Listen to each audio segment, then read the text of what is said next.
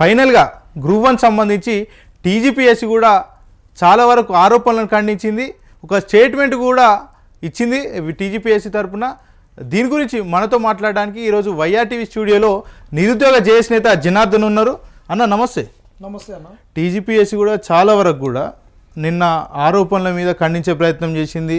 అవన్నీ కూడా వాస్తవంగా ఆరోపణలే, అవి కూడా పరిగణనలోకి తీసుకోమన్నట్టుగానే టీజీపీఎస్సీ వివరించిన తీరు కూడా మనం చూసినాం. ఎట్లా చూస్తారు? ఎందుకంటే చాలా వరకు చాలా పెద్ద అంశాలు కూడా దాంట్లో వెలువరిచ్చిరు, చెప్పిరు. ఎట్లా చూస్తారు అది? వాస్తవానికన్నా మేము మీ స్టూడియో వేదికగా ముందు గ్రూప్ 1 ఎగ్జామ్ అయిపోగానే క్వశ్చన్ పేపర్స్ ఎట్లా వచ్చినాయి, గతంలో ఉన్న క్వశ్చన్ పేపర్స్ ఏంది, కొంగులలో చిట్టీలు రావడం ఏంటి అనేది చేసిన ఎగ్జామ్ అయిపోయిన వెంటనే. దాని తర్వాత మెయిన్స్ రిజల్ట్ ఇచ్చినాక కూడా పేపర్ ఎవాల్యుయేషన్ అనేది సరిగ్గా జరగలేదు అనే విషయాలు కూడా ఇక్కడ చర్చించడం. దాని తర్వాత రీసెంట్గా ఇంకొక వీడియోలో కూడా చాలా విస్తృతమైన అంశాలు, నాన్ లోకల్ ఇవన్నీ కూడా చర్చించడం జరిగింది. ఈరోజు ప్రధానంగా రెండు అంశాల గురించి చర్చించదలుచుకున్నాను. ఏంటంటే మీరు ఇప్పుడు అడిగినట్టు ఈ పబ్లిక్ సర్వీస్ కమిషన్ నిరుద్యోగులు ఏవైతే లేవనెత్తుతున్నారో ప్రశ్నలు, నిరుద్యోగులు లేవనెత్తుతున్న ప్రశ్నలను మీడియా సంస్థలు, ముఖ్యంగా సోషల్ మీడియా వాళ్ళు, పౌర సమాజంలో బాధ్యత ఎరిగినటువంటి వాళ్ళు, నిరుద్యోగులకు అండగా ఉండాలనుకునేటటువంటి వాళ్ళు రాజకీయ నాయకులు కానివ్వండి, సామాజికవేత్తలు కానివ్వండి, వీళ్ళందరూ మా సందేహాలను, ఈ సందేహాలే కాదు ఈ సత్యాలు కూడా, వీటిని ప్రజలలోకి తీసుకొని పోతుంటే ఇవి అసత్యాలు అన్నట్టు వాళ్ళు ఒక పేపర్కు ఒక ప్రెస్ నోట్ అనేది రిలీజ్ చేశారు. ఆ రిలీజ్ చేసిన దాంట్లో వాళ్ళు ప్రధానంగా ఒక 13 అంశాలతోటి ఒక ప్రెస్ నోట్ రిలీజ్ చేశారు. ఈ 13 ప్రశ్నలకు సమాధానం ఇవ్వడము, దాంతోపాటు ఆ రిజల్ట్ వచ్చినాక వీళ్ళు ఇచ్చినటువంటి వెబ్ నోట్ ఏదైతే ఉందో, మార్చి 13న వచ్చినటువంటి వెబ్ నోటు, ఆ వెబ్ నోట్కు ఈ ప్రెస్ లెటర్కు మధ్య తేడా ఒక నెల రోజులు ఉంది. ఈ నెల రోజులలో మారినటువంటి అంశాలు ఏంటి? నెల రోజులలో ఒక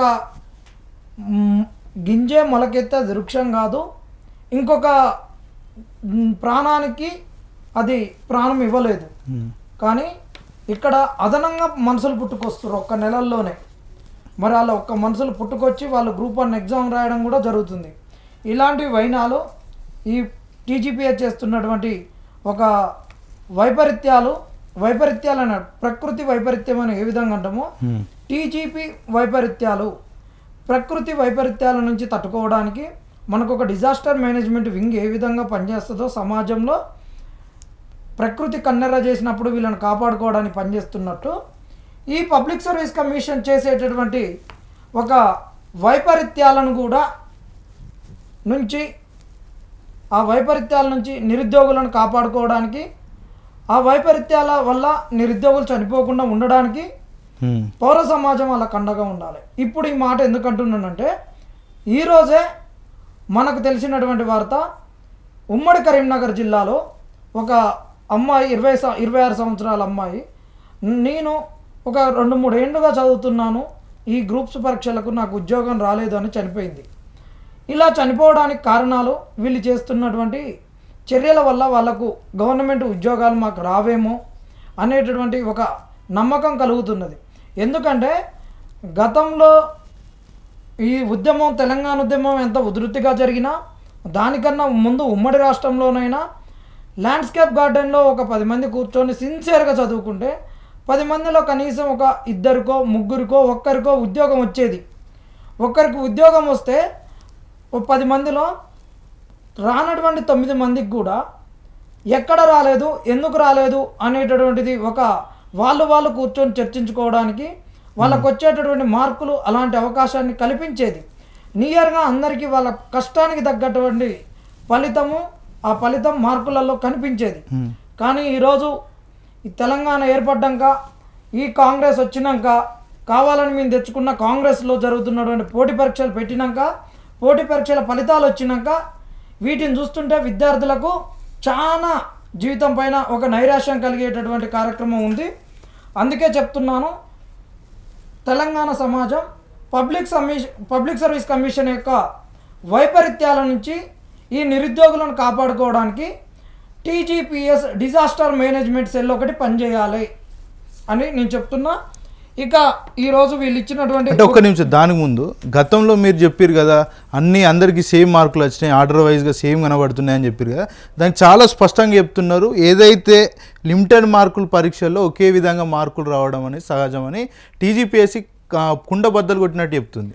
అదే వాళ్ళు చెప్పినటువంటి 13 అంశాలు ఏదైతే లేవనెత్తిరో ఆ 13 అంశాలను వాళ్ళు ఇచ్చినటువంటి వెబ్ నోటును వెరిఫికేషన్కి ఏదైతే ఒక లిస్ట్ ఇచ్చిర్రో 523 మందికి ఇచ్చినటువంటి ఒక వెరిఫికేషన్ లిస్టు, వీటన్నిటికి సంబంధించిన ఈ మూడింటి మీదనే ముడిపెట్టి మొత్తం వీళ్ళ యొక్క వైఖరి ఏ విధంగా ఉంది, వీళ్ళ ద్వంద్వ వైఖరి అనేదాన్ని బయలు చేయబోతున్నా. ఫస్ట్ వీళ్ళు ఇచ్చినటువంటిది ఏంటంటే పబ్లిక్ సర్వీస్ కమిషను నికోలస్ గారు సెక్రటరీ. ఎందుకంటే పబ్లిక్ సర్వీస్ కమిషన్కు ఏది అఫీషియల్ ఇన్ఫర్మేషన్ ఇవ్వాలన్నా సర్వీస్ కమిషన్ తరపున సెక్రటరీ గారే ఇస్తారు. అయితే అందులో వారు పెట్టినటువంటిది this is with reference to the news items published in your newspaper అని వాళ్ళు ఏదో చేసిన దానికి ఇచ్చిర్రు. Commission has desire to write your newspaper with request to publish the following facts as a rejoinder. మరి వీళ్ళంతా legal టర్మినాలజీలోనే రాసిర్రు. మనం legal టర్మినాలజీలో మనం కేసు వేసినాం అనుకో, మనకు ఉన్నటువంటి రెస్పాండెంట్ కౌంటర్ ఇస్తారు. ఆ కౌంటర్ ఇచ్చినాక మళ్ళా ఒక పిటిషనర్ ఇచ్చేటటువంటిది ఆ కౌంటర్కి ఇచ్చేటటువంటి మరొక కౌంటర్ను రెండోసారి కౌంటర్ అనుకుంటా రిజైండర్ అని అంటారు.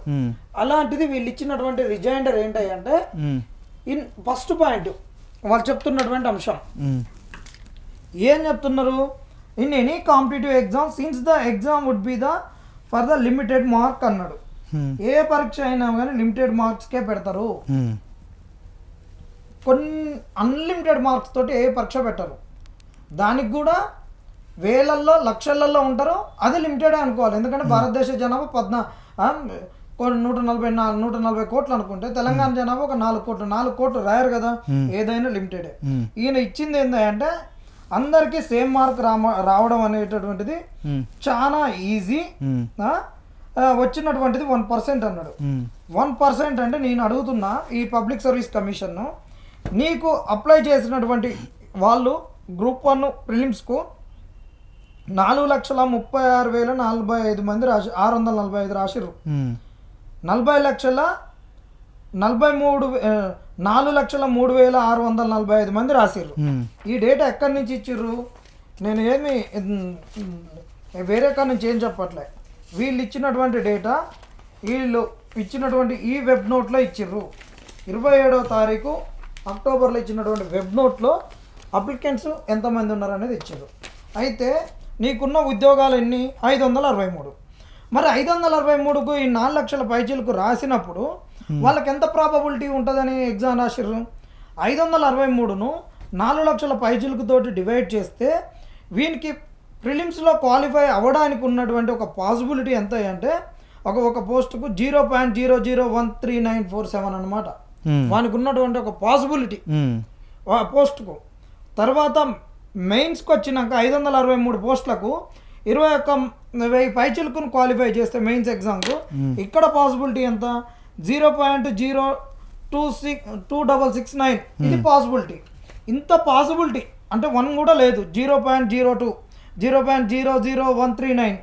మరి నీకు ఇక్కడ వచ్చినటువంటి క్యాండిడేట్స్ పర్సంటేజ్ నువ్వు ఎంత చెప్పినావు, నువ్వు ఇచ్చినటువంటి రిజైండర్లో 1% అని చెప్పినావు. 1% అంటే నాకు 0.00లలో నాకు పాసిబిలిటీ ఉంటేనే నేను పరీక్ష రాయాలనుకున్నా. కానీ 1% నువ్వు తప్పు చేస్తే ఆ తప్పును నెగ్లిజిబుల్ అంటే ఎట్లా? నాది డెసిమల్లో ఉంది నా పాసిబిలిటీ, నాకు ఉద్యోగం వస్తుందా అని. ఈ డెసిమల్లో ఉన్నటువంటి ఒక పాసిబిలిటీకి నేను నమ్ముకొని ఒక 10 సంవత్సరాల సంధి ఏదో పని చేసుకుంటూ ఎప్పుడు నోటిఫికేషన్ వస్తుందిరా అని కన్ను కాయలు కాసేటట్టు కళ్ళల్లో ఒత్తులేసుకొని నోటిఫికేషన్ల గురించి ఎదురు చూస్తే ఒకసారి నోటిఫికేషన్ రద్దా లీక్, ఇంకోసారి మీరే కాంగ్రెస్ వాళ్ళు రద్దు చేపిస్తుంది. మరి ఇంకోసారి పెడితే ఇంత పాసిబిలిటీ తోటి 10 ఏళ్ల సంధి ఎదురు చూస్తుంది, నోటిఫికేషన్ వచ్చినాక 3 ఏళ్ల సంధి చదివితివి. ఇంత 1% అంటే నాకు నువ్వు ఇచ్చినటువంటి దాని ప్రకారము సేమ్ మార్క్స్ పక్క పక్కన ఒకే హాల్ టికెట్ నెంబర్ ఉండి వచ్చినటువంటి వాళ్ళు 654 మంది. నీ పోస్టులు ఎన్ని ఉన్నాయా? 563 పోస్టులు. నీ పోస్టుల కన్నా కూడా ఎక్కువనే వచ్చారు కదా, 100 మంది ఎక్కువనే వచ్చారు కదా. మళ్ళీ ఒక పర్సన్ గ్యాప్ తోటి వచ్చినటువంటి వాళ్ళు 702, మధ్యలో 2 పర్సన్లతో గ్యాప్ తోటి సేమ్ మార్కులు వచ్చిన వాళ్ళు 64 మంది, మధ్యలో 3 గ్యాప్తో సేమ్ మార్కులు వచ్చిన వాళ్ళు 52 మంది, మొత్తము 1472 మందికి సేమ్ మార్కులు వచ్చినాయి. కొన్ని సెంటర్లలో అసలు రానే రాలేదు. ఈడ నువ్వు ఈ పాసిబిలిటీని పర్సంటేజ్లలో ఎందుకు చెప్పినావు? ఎంతమందికి వచ్చిందని చెప్పలేదు. నీకు ఎన్ని ఉద్యోగాలు ఉన్నాయి? మేము అసలు లీస్ట్ పాసిబిలిటీ ఉంటేనే మేము చదువుతున్నాం. మళ్ళీ నువ్వు ఆడ అంతా ఒక 1%కి వచ్చింది ఇది తప్పని చెప్తే పబ్లిక్ సర్వీస్ కమిషన్ ఏం చేయాలి చెప్పి? లిమిటెడ్ మార్క్స్ అంట. ఈ లిమిటెడ్ మార్క్స్ ఏందో ఇంకేమన్నాడు? Even in a group 1 recruitment notification the method of awarding ranks to the candidates who got same marks has been elaborated photocopy అన్నాడు. ఇది నోటిఫికేషన్లో 12.3లో పేజ్ నెంబర్ 16లో నువ్వు చెప్పినావు. అంటే ఎవరెవరికి సేమ్ మార్క్స్ వస్తాయి సార్? వస్తే ఒక్కరికి ఇద్దరికి ఏదో వస్తుంది. ఇది ఆబ్జెక్టివ్ ఎగ్జామ్ కాదు. అసలు మరి నీ గ్రూప్ 2లో ఎంతమందికి సేమ్ మార్క్ వచ్చింది? మరి నువ్వు చెప్పలేదు. పక్క పక్కన ఉన్నోనికి ఆబ్జెక్టివ్ ఎగ్జామ్లో నువ్వు ఇప్పటి వరకు public service commission exams conduct చేసింది కదా. ఆ తెలంగాణ వచ్చినాక 10 ఏళ్ళ సంది పక్కన నెంబర్లకు ఎంతమందికి వచ్చింది చెప్పాలి లెక్క. ఇది కామన్ అంటున్నావు కదా. ఇది డిస్క్రిప్టివ్ ఎగ్జామ్ ఉన్న దాంట్లో యూపీఎస్సీలో ఇలాంటి కామన్నెస్ కనిపించిందా? ఏపీఎస్సీ నీవు తెలంగాణ ఉమ్మడి రాష్ట్రం నుంచి ఏర్పడ్డాక, అది పక్క సొంత రాష్ట్రంగా ఏర్పడ్డాక 4 గ్రూప్ 1 కంప్లీట్ చేసింది విజయవంతంగా. ఆ 4 గ్రూప్ 1లలో ఇలాంటిది ఏమన్నా కనిపించిందా? పక్కన ఉన్నటువంటి కన్నడ పబ్లిక్ సర్వీస్ కమిషన్లో కనిపించిందా? తమిళనాడు పబ్లిక్ సర్వీస్ కమిషన్లో కనిపించిందా? మరి ఈ వైపరీత్యాలన్నీ మరి తెలంగాణ పబ్లిక్ సర్వీస్ కమిషన్లోనే ఎందుకు కనిపిస్తున్నాయి? ఇప్పుడు ఇంకొక విషయం ఏంటంటే ఈ పేపర్లు దిద్దడానికి 3 నెలల సమయం తీసుకున్నారు. అంటే పాసిబిలిటీ ఉంటుందా? ఇంతమంది పేపర్లు చదివి అర్థం చేసుకొని దిద్దంత టైం ఈ 3 నెలల కాలం సరిపోతుంది? అయితే అది మన దాంట్లో ఇంత ముందు చాలా క్లియర్గా దాని గురించి చెప్పిన, మీరు అడిగినందుకు ఇంకొక అంశం చెప్తా. వీళ్ళు ఇచ్చినటువంటి ఈ రోజు చెప్పినటువంటి అంశంలోనే ఒక విషయాన్ని నేను క్లియర్గా చెప్తా. ఎందుకంటే ఇలా ఉర్దూ మీడియం అనేటటువంటిది చాలా ట్రెండింగ్లో ఉంది. ఉర్దూ మీడియం సంబంధించినటువంటి అంశాలు వాళ్ళు ఇచ్చినటువంటి ఒక నోటిఫికేషన్ March 13లో ఇచ్చినటువంటి ఒక వెబ్ నోట్లో వాళ్ళు క్లియర్గా ఏం చెప్పారు అంటే, ఒక పాయింట్లో మేము ఎవరెవరిని ఎట్లా తీసుకుంటాం అని చెప్పే దగ్గర the chief examiners committee was formed for the each subject with minimum of 2 subject experts based on the specialization of the subject area అన్నాడు. చీఫ్ ఎగ్జామినర్ కమిటీ ఏర్పడాలి. చీఫ్ ఎగ్జామినర్ కమిటీ ఎందుకు ఏర్పడాలి? పేపర్ కరెక్షన్ దిద్దుతున్నప్పుడు వాళ్ళు ఇచ్చినటువంటి ఈ web నోట్లో ఇదే విషయం ఇక్కడ చెప్పిండు. Minimum 2 subject experts with specialization of the subject area అన్నాడు. నీకున్నటువంటి 6 పేపర్లలో బ్రాడ్గా చూస్తే ప్రతి పేపర్కి 3 సెక్షన్లు, ప్రతి సెక్షన్ ఒక సబ్జెక్ట్ అనుకుంటే ఒక సబ్జెక్ట్లో మళ్ళీ సబ్ డివిజన్స్ ఉంటాయి, డొమైన్స్ ఉంటాయి, అది వేరు. అయితే ఇలా నీకు 18 సబ్జెక్టులకు నువ్వు గనక చీఫ్ ఎగ్జామినర్స్ కమిటీ ఏర్పాటు చేయాలి. ఉర్దూకే తీసుకుందాం. ఉర్దూని చాలా సింపుల్గా ఎక్కువ డెప్త్గా పోకుండానే తీసుకుంటే ఉర్దూలో 9 మంది రాసిర్రని దీంట్లోనే చెప్పిండు. ఇక్కడ 9 మంది ఉర్దూ అని నిన్న ఇచ్చిన దీంట్లోనేమో 10 మంది అని చెప్పారు ప్రెస్ లెటర్లో. ఈ 9 మంది పేపర్లు దిద్దడానికి ఇప్పుడు అలా ఒక్కళ్ళే వచ్చిర్రు అంటారు. మేము 4 అంటున్నాం ఉర్దూ మీడియం వాళ్ళు, ఇలా సెలెక్ట్ అయిన వాళ్ళు. ఉర్దూ మీడియంలో రాసి వచ్చిన వాడిని ఆయన కలెక్టర్ అయితేనేమో ఆయన కాలు మొక్కకుండా ఉండరు, ఆయనకి దండం పెట్టకుండా ఉండరు, ఆ కలెక్టర్ అయిన వానికి బంగ్లా ఇవ్వకుండా ఉండరు, ఏది ఇవ్వకుండా ఉండరు. అందరికి ఒక్కసారి ఉద్యోగం వచ్చిందంటే అందరు సమానమే. ఉద్యోగం వచ్చినాక ఒక నిద్రపోయిన అదే జీతం ఇస్తారు, ఒకడు పొద్దుంతా కష్టపడ్డా ఉంటారు. ఈ ఎక్కడైనా కానీ అన్న 20% ఎఫిషియెంట్ ఆఫీసర్లతో వ్యవస్థ నడుస్తుంది. మిగతా వాళ్ళందరూ జీతాలు తీసుకోరా, అది పక్కన పెట్టేస్తే నీకు ఉర్దూకు కూడా 18 సబ్జెక్టులు కదా. ఈ 18 సబ్జెక్టులకు చీఫ్ ఎగ్జామినర్స్ ఏర్పాటు చేస్తే 18 × 2 వేస్తే 36 మంది కావాలి. మరి నువ్వు ఇదే 36 మంది చీఫ్ ఎగ్జామినర్స్. నెక్స్ట్ నేను అడుగుతా, ఇప్పుడు ఈయనేమన్నాడు 3వ పాయింట్ ఇందులో ఈ 3వ పాయింట్ తీసుకుంటే double evaluation of the answer script is mandatory అన్నాడు. 2 సార్లు ఎవాల్యుయేషన్ చేయడం అనేది చాలా ఇంపార్టెంట్. ఒక ఆన్సర్ అంతే, ఒక ఆన్సర్ 2 సార్లు ఇంకొకరు దిద్దుతారు, అప్పుడు యావరేజ్ తీస్తారు. ఇక్కడ కూడా చెప్పింది చూడు, first completion of the first evaluation the part containing the marks awarded by the first evaluator is detached and the process proceeded for the second evaluation అన్నాడు. అయితే ఫస్ట్ దాంట్లో 3 పార్ట్లు ఉంటాయి. ఫస్ట్ దేమో డీటెయిల్స్ క్యాస్ట్ గీస్ట్ అన్ని పెట్టి పెడతారు. రెండో పార్ట్లోనే ఫస్ట్ ఎవాల్యుయేషన్ మార్కులు వేయడానికి, మూడో దాంట్లోనే 2 ఎవాల్యుయేషన్ మార్క్స్ వేయడానికి. 2 ఎవాల్యుయేషన్ చేయాలని నువ్వే చెప్పినావు. అయితే ఇక్కడ నీకు చీఫ్ ఎగ్జామినర్స్ హిందీకి 36 మంది కావాలి. 18 సబ్జెక్టులు కాబట్టి ఫస్ట్ ఎవాల్యుయేషన్కు 18 మంది కావాలి, సెకండ్ ఎవాల్యుయేషన్కు 18 మంది కావాలి, 36 మంది ఎవాల్యుయేటర్స్ కావాలి, 36 మంది చీఫ్ ఎగ్జామినర్స్ కావాలి. అంటే మొత్తం ఎంతమంది కావాలి? ఉర్దూకు 72 మంది కావాలి. నువ్వు ఇచ్చినటువంటి దీంట్లో నువ్వు ఈడ ఎవాల్యుయేటర్స్ అన్నావు, ఇక్కడ చీఫ్ ఎగ్జామినర్స్ అని ఎక్కడ చెప్పినావు? చీఫ్ ఎగ్జామినర్స్ కౌంటే లేదు. ఇక్కడ నువ్వు తెలుగు పెట్టలే, హిందీ పెట్టలే, ఏది పెట్టలే, తెలుగు ఇంగ్లీష్ ఉర్దూ ఏం చెప్పలే. కాబట్టి ఈయన చాలా లోపపు ఇష్టం. అందుకే ఇక దాని గురించి ఆల్రెడీ మనం చెప్పినాం కదనా. ఇంకొకటి ఈయన చెప్పినటువంటి 2వ పాయింట్ ఏంటంటే వీళ్ళకి ఇచ్చిన దాంట్లో it is reiterated that group 1 evaluation has been taken up by using the services of competent regular faculty who are working or worked అన్నాడు. ఇందులో ఇది ఇచ్చినటువంటి రిజైండర్లో, ఈ రిజైండర్లో 2వది ఎవరు? Services of competent regular faculty. ఈ రెగ్యులర్ ఫ్యాకల్టీ కూడా ఎవరైనా అంటే ప్రస్తుతం పనిచేస్తున్నటువంటి రెగ్యులర్ ఫ్యాకల్టీ లేదా పని చేసినటువంటి రెగ్యులర్ ఫ్యాకల్టీలను వివిధ యూనివర్సిటీలలో పనిచేసినటువంటి వాళ్ళని మేము తీసుకున్నామని హైయర్ ఎడ్యుకేషన్ కు చెప్పి తీసుకున్నామని చెప్తున్నారు. University and govt higher education అన్నావు. మరి ఇదే దాంట్లో నువ్వేం చెప్పినావు?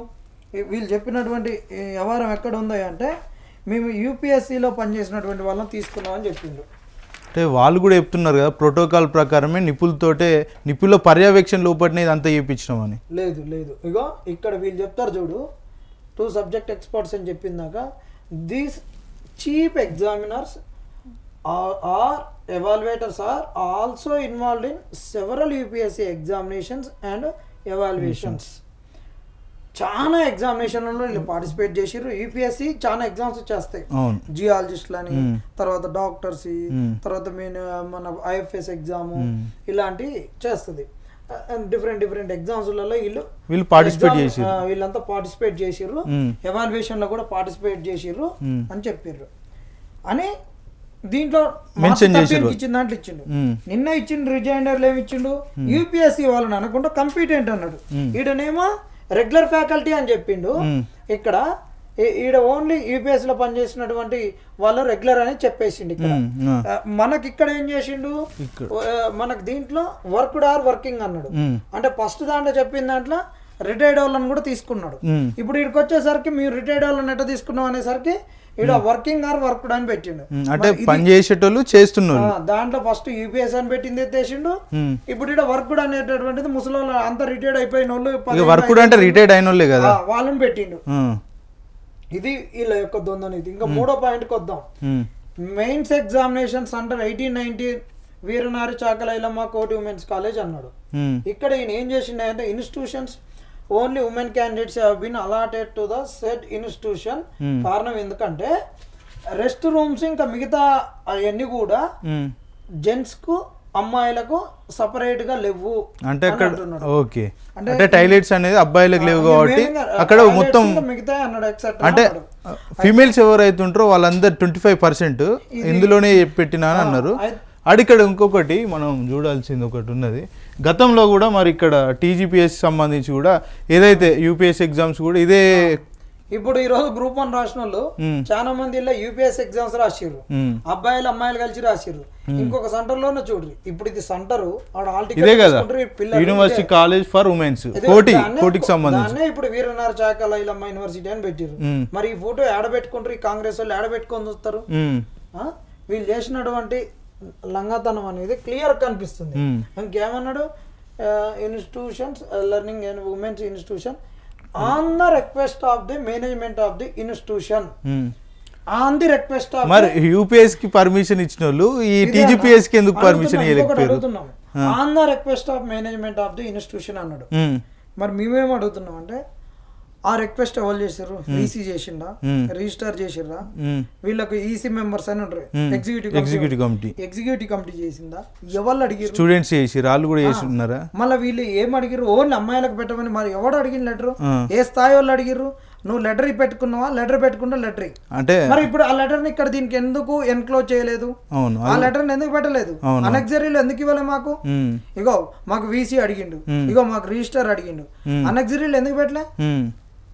నువ్వు పెట్టాలి కదా. అవును, అది పెట్టలే. ఇక ఇప్పుడు మేము అడుగుతున్నాం అంటే వీళ్ళు మాటపూర్వకంగానైతే రద్దు చేసే అవకాశం పూర్వకంగా అంటే మరి మాటపూర్వకంగా మాకు పలానా అడిగిరు, పలానా వాళ్ళని కూడా కమ్యూనికేషన్ అనేది చేయాలి కదా. మరి వీళ్ళొక్కళ్ళే అడిగితే ఇప్పుడు నువ్వు వేరే వాళ్ళందరికి కూడా ఇచ్చినావు. కొన్ని కాలేజీలలో కూడా ఇప్పుడు ఇళ్ళనే ఉన్నాయి చెప్తా.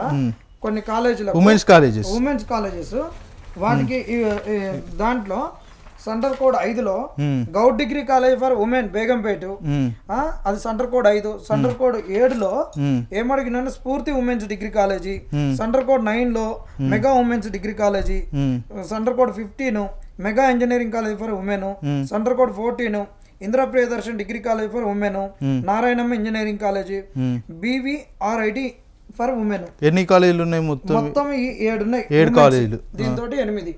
మరి దాంట్లో రెస్ట్ రూమ్స్ కి ఏం ప్రాబ్లం రాలేదా? అయితే ఇక్కడ అడుగుతున్నాం మమ్మల్ని వేరే వాళ్ళు మరి వీళ్ళు అడగలేదా చెప్పండి. వీళ్ళు అడగలేదు కాబట్టి ఏ లేదు అన్నట్టే కదా ఎంప్లాయిడ్ మీనింగ్, దాని అంతరార్థం అదే కదా.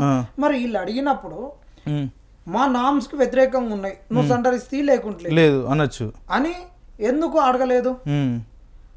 నీ నామ్స్ ను వైలేట్ చేసుకొని అక్కడ జెండర్ డిస్క్రిమినేషన్ తోటి ఓన్లీ ఉమెన్స్ ఎవరిని వేసినావు? మరి వాళ్ళు కూడా ఏమన్నా అడిగిర్రా?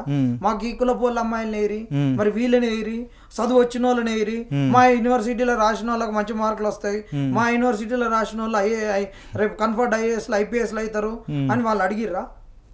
మరి ఎట్లా అడిగిర్రు? ఎట్లా వేసినావు? వాళ్ళకెళ్ళి ఎందుకు వచ్చినాయి? మరి మిగతా 7 సెంటర్లలో ఉమెన్స్ ఇచ్చినావు, ఆడ అందరిని ఇచ్చినావు. నారాయణమ్మ కదా టాప్ ఇంజనీరింగ్ కాలేజే కదా. మరి ఈ వీటిలలో అన్నిటిలలో ఇంద్ర ప్రియదర్శన్ ఈ నాంపల్లిలో ఉంటది, వీటిలలో అన్నిటిలలో మరి వాళ్ళు అడగలేదా? మరి వాళ్ళు అడిగితే మరి వీళ్ళు ఇదే అడిగినప్పుడు ఆ లెటర్ ఎందుకు పెట్టలేదు? పెట్టినప్పుడు నా నామ్స్ వైలేట్ అవుతున్నాయి, నా ఆ టికెట్లు నేను చేంజ్ చేసుకోవాలి, ఇక్కడ జెండర్ డిస్క్రిమినేషన్ వస్తుంది, సర్వీస్ రూల్స్ వయలేషన్స్ అవుతాయని నువ్వెందుకు అడగలేదు? ఈ రోజు నేను అడిగితే నన్ను గొంతు నొక్కుతున్నావు. ఇంకా ఆ రోజు నీ చేతిలో ఉంది పని, నువ్వు వద్దయితొద్దు లేకుండా లేదని చెప్పేది. ఇంకొకటి ఈయన్న ప్రైవేట్ కాలేజీలు, అది గవర్నమెంట్ కాలేజీ, వీటిల్లో UPSC ఎగ్జామ్ కండక్ట్ చేసినటువంటి దాఖలు లేవు. దీంట్లో UPSC ప్రతి సంవత్సరం జరుగుతుంది. దీంట్లో నిజాం కాలేజీలో గవర్నమెంట్ కాబట్టి ఒక బాధ్యత ఉంటుందని.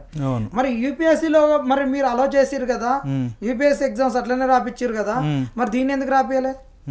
ఇప్పుడు ఈ ఎగ్జామ్ రాయడానికన్నా ముందు వారం రోజుల ముందే కదా, 10 రోజుల ముందే UPSC మెయిన్స్ అయిపోయింది.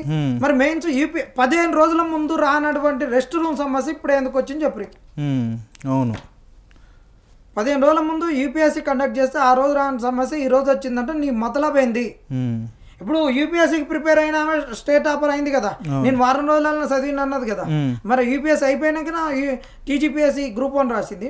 మరి UPSC ఎగ్జామ్ కండక్ట్ చేసినప్పుడు ఎందుకు వాళ్ళ గ్రాంట్ సమస్య నీకెందుకు వచ్చిందని నువ్వు ఎందుకు అడగలేదు? దీనివల్ల మొత్తానికి ట్యాంపర్ అయింది. ఇప్పుడు మెయిన్ గా వివాదం జరిగేది కూడా ఆ సెంటర్ లోనే కదా, ఆ సెంటర్ లోనే చాలా వచ్చినాయి. ఇంకా 3వ పాయింట్కి పోతే ఇది ఇక్కడ వీళ్ళు జరిగినటువంటివి. మరి ఇందులో మరి చాలా ఇప్పుడు ఈ కాలేజీలను అడిగిరని చెప్తున్నాం కదా, ఇది అన్నిటికీ మరి వీళ్ళు ఎందుకు వాళ్ళని అడగలేదు, వీళ్ళు ఎందుకు చేసిర్రు? మరి ఇక్కడ నుంచి ఆన్సర్స్ అన్ని వీళ్ళు చెప్పాలి. ఇక 4వ పాయింట్కి వస్తే these centers being exclusively for women candidates, around 25% of the total women candidates appeared in the exam through these centers అని చెప్పిండు.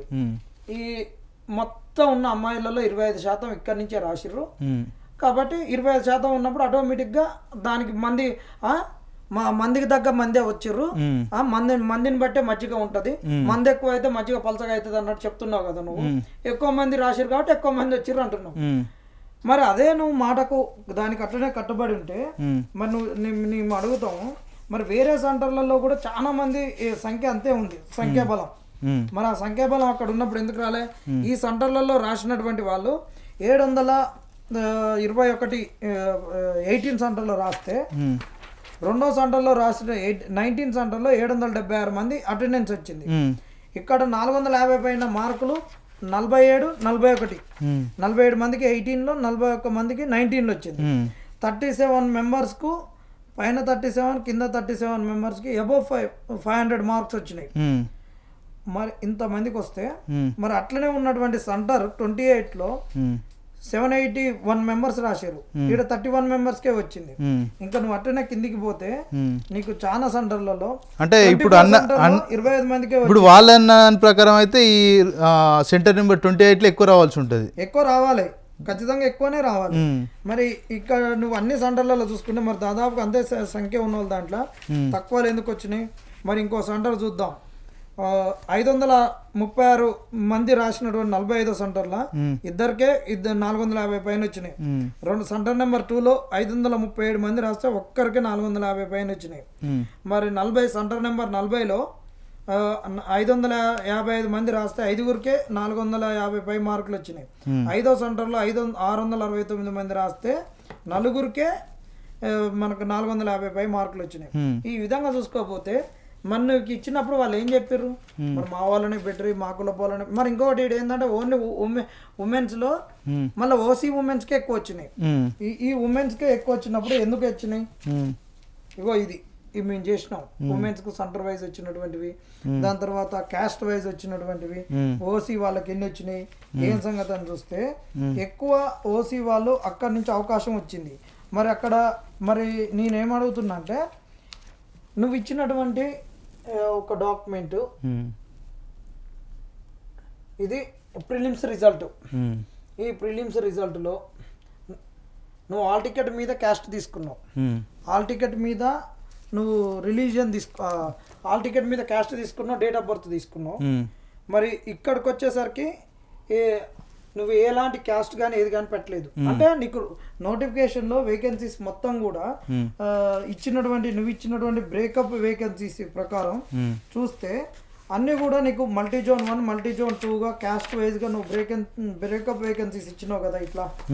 ఇట్లా బ్రేకప్ వేకెన్సీస్ నోటిఫికేషన్ లో ఇచ్చినప్పుడు, కులాల వారికి ఇచ్చినప్పుడు మరి ఇట్లా మరి నువ్వు కులాల వారికి ఎందుకు వాళ్ళకి వచ్చే వాళ్ళకి కదా, ఏ కులం వాళ్ళకి, ఈడబ్ల్యూఎస్ వాళ్ళకి ఎన్ని వచ్చినాయి, ఎస్సీ వాళ్ళకి ఎన్ని, బీసీ వాళ్ళకి ఎన్ని, బీసీబీ అని ఇక్కడ చెప్పకపోతే ఇక్కడ మెయిన్స్ దాంట్లో ఇప్పుడు సర్టిఫికేట్ ఎందుకు మరి అక్కడ చెప్పలేకపోయారు అనుకుంటున్నా చెప్పకపోతే ఇంకెప్పుడు చెప్తాం? మరి నా డేటా తీసుకొని ఎందుకు ఇప్పుడు అలాంటి దానికి ఉపయోగించుకుంటాను తీసుకున్నావు నా డేటా ఎందుకు? మతలబ్ ఉన్నారు మరి దాంట్లో. అదే ఇప్పుడు మా హాల్ టికెట్ల మీద మా యొక్క వ్యక్తిగత కులము, వయసు అవన్నీ అడిగి ఈ రోజు మేజర్ గా హాల్ టికెట్ మీద ఉన్నటువంటి డేటా వయసు, కులం ఆధారంగా అంటే ఫస్ట్ వయసు ఆధారంగా సెగ్రిగేషన్ చేసిండు, ఎలిమినేట్ చేసిండు.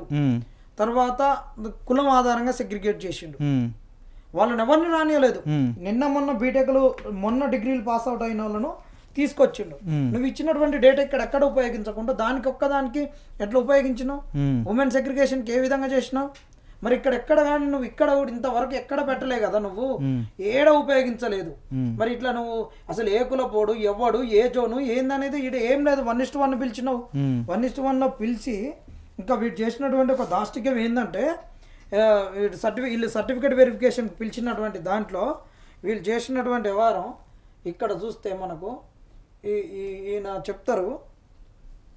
ఇక్కడ నీకు చెప్తున్నటువంటిది ఏంటంటే ఒక్కసారి కనుక మెడికల్ బోర్డులో కనుక మనకు వాడు అన్ఫిట్ అని తెలిస్తే రీమెడికల్ లేదని చెప్పిండు. రీమెడికల్ అసలే ఉండదంట. మరి రీమెడికల్ అసలు లేనప్పుడు ఆ పోస్ట్ ఎట్టిపోతుంది? ఇగో remedical examination will not be entertained under any circumstances. మరి ఒకవేళ వాడు మెడికల్ గా ఫిట్ కాదు, మరి ఈడున్నాడు ఉంటాడు, వాడు అన్ఫిట్ అవుతాడు, నువ్వు ఇయ్యాల కోర్టుకు చెప్పాలని చెప్పేసి ఉద్యోగాలు ఇచ్చేస్తావు. మరి అది బ్యాక్లాగ్ పోతుంది కదా. మరి 1:2 ఎందుకు పిలవలేదు? దేనికి పిలవలేదు? ఇట్లా నీ మెడికల్ ఉంటాయి, మళ్ళీ వల్ల ఎంపీడీ వాళ్ళు వచ్చిన వాళ్ళు ఉంటారు. ఎంపీడీ వాళ్ళు వచ్చేటోళ్ళు ఉంటే వాడు ఆల్రెడీ వేరే జాబులలో ఉన్న వాళ్ళు ఉన్నారు. స్కూల్ అసిస్టెంట్ వాడు పోడు, ఎస్ఐలు పోరు, సిఐలు పోరు, వాళ్ళందరూ ఉన్నారు, ఎంఆర్ఓలు పోరు. మరి వాళ్ళందరూ పోరు, ఆ పోస్టులు వేస్ట్ అయిపోతాయి కదా. అవును. మరి నువ్వు వీళ్ళు పెట్టినటువంటివి ఇక్కడ హాల్ టికెట్ అని పెట్టిండు దీనికి. ఓన్లీ వెరిఫికేషన్ అప్పుడు ఓన్లీ హాల్ టికెట్ కావాలన్నాడు. నువ్వు ప్రిలిమ్స్, మెయిన్స్ హాల్ టికెట్ 2 ఉన్నాయి. ఒక్క హాల్ టికెట్ అని ఎట్లా పెడతావు? ఓకే, నువ్వు ఏ హాల్ టికెట్ తీసుకురావాలి, మెయిన్స్ హాల్ టికెట్ తీసుకురావాలి. అంటే ఏదైనా హాల్ టికెట్ మెన్షన్ చేయలేదు కదా. నువ్వు ప్రిలిమ్సా మెయిన్సా, మెయిన్స్ తీసుకొస్తే 2 ఉంటాయని చెప్పినావు కదా. మరి ఇక్కడ నువ్వు నాకు ఇది ఏంది మెయిన్స్ హాల్ టికెట్స్ తోటి రిజల్ట్ పెట్టినావు. మరి ఈ నెంబర్ హాల్ టికెట్ వాడు అసలు ప్రిలిమ్స్ రాసిండా రాయలేదా నాకు ఎట్ట తెలియాలి? నిజమే, ఇది కూడా ఎట్ట తెలుస్తా చెప్పిద్రి. ఇది నువ్వు ప్రిలిమ్స్ రిజల్ట్ ఇట్టనే పెట్టినావు, ఆడ కులము లేదు ఏది లేదు, డేటా తీసుకున్నావు వదిలిపెట్టేసినావు, వాడు ఎవడో కూడా తెలియదు. ఇప్పుడు ఈ నెంబర్ కొడితే ఆడు మెయిన్స్ రాసిండంటే తెలియదు. నువ్వు ఫైనల్ సెలక్షన్ కు సర్టిఫికేట్ వెరిఫికేషన్ పిలిచేటప్పుడు మరి 2 హాల్ టికెట్లు ఎందుకు పెట్టలేదు? Prelims hall ticket mains hall ticket అని ఎందుకు చూపించలేదు?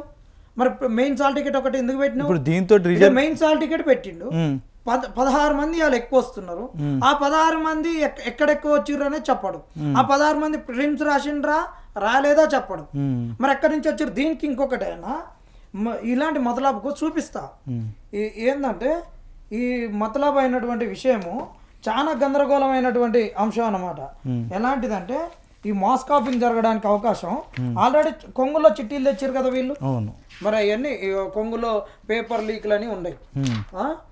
గ్రూప్ 1లో వరుసగా మాస్ కాపింగ్, గ్రూప్ 1 మెయిన్స్ కు భద్రత డొల్లా, గ్రూప్ 1లో పేపర్ లీక్, చీర కొంగులో చిట్టీలు పెట్టుకొచ్చిన అభ్యర్థి మహబూబ్నగర్ జిల్లాకు చెందిన ప్రభుత్వ ఉద్యోగి ఇస్లావతి లక్ష్మి గారు. ఇవన్నీ నీకు పేపర్ లీకేజ్ల గురించి కనిపించినటువంటి అంశాలు. అయితే ఇక్కడ వీళ్ళు ఇచ్చిర్రు కదా, ఇది పేపర్ లీకేజీకి సంబంధించినటువంటి. వీళ్ళు నాకు ఒక్కరు ఎక్కువ వచ్చిర్రు అని చెప్పిన దగ్గర నువ్వు ఎక్కడ కూడా నాకు డేటాను అసలు క్లియర్ గీయని ఇవ్వకపోతే నీకు కొన్ని సెంటర్స్ చూపిస్తా, చాలా షాక్ అవుతారు. ఇగో ఈడ నువ్వు పబ్లిక్ సర్వీస్ కమిషన్ లెటర్ రాసింది, సిపికి రాసింది. ఆ రోజు నాకు ప్రొటెక్షన్ కావాలని మెయిల్ పెట్టింది. ఏ రోజు మెయిల్ పెట్టింది? మెయిల్ డేట్ చూడండి, ఇది అక్టోబర్ 1కు మెయిల్ పెట్టింది. అక్టోబర్ 1కు ఒక లెటర్ రిలీజ్ చేసింది ఈ పబ్లిక్ సర్వీస్ కమిషన్. ఇదే లెటర్ ఇది రిలీజ్ చేసింది. ఏం రిలీజ్ చేసింది? మొత్తం నాకు 45 సెంటర్లు కావాలని అడిగింది. 45 సెంటర్లు ఉన్నాయని చెప్పింది. ఇగో 45 సెంటర్స్, హైదరాబాద్ లో 8, సైబరాబాద్ లో 18, రాచకొండలో 19. ఇక్కడ నువ్వు సివి ఆనంద్ గారికి పెట్టినటువంటి దాంట్లో కూడా 45 సెంటర్స్ అనే పెట్టినావు. మరి నువ్వు నాకు ఎగ్జామ్కి ఇచ్చినటువంటి సెంటర్లు ఎన్ని ఉన్నాయి? 46 సెంటర్లు ఉన్నాయి. మరి ఒక్క సెంటర్ ఆ నుంచి పుట్టుకొచ్చింది ఉన్నదా లేదా? నిజంగానే 46 సెంటర్ ఉంది. నువ్వు 1 అక్టోబర్ వరకు కూడా నువ్వు అడిగింది 45 సెంటర్లకే అడిగినావు. ఇంకొక సెంటర్ ఎందుకు పెంచినావు? ఎక్కడి నుంచి పెంచుకొచ్చినావు? గోల్మాల్ జరిగింది అక్కడ. ఆ గోల్మాల్ అనేది జరగడమే కాదు, ఇంకొక గోల్మాల్ కూడా చూపిస్తా. వీళ్ళు చేసినటువంటి గోల్మాలు, సెంటర్లలో చేసినటువంటి అటెండెన్స్ గోల్మాలు. ఇక్కడ చూడండి, ఇక్కడ ఒక సెంటర్లో నీకు ఈ నుంచి 001 ఉంది, 994 ఉంది.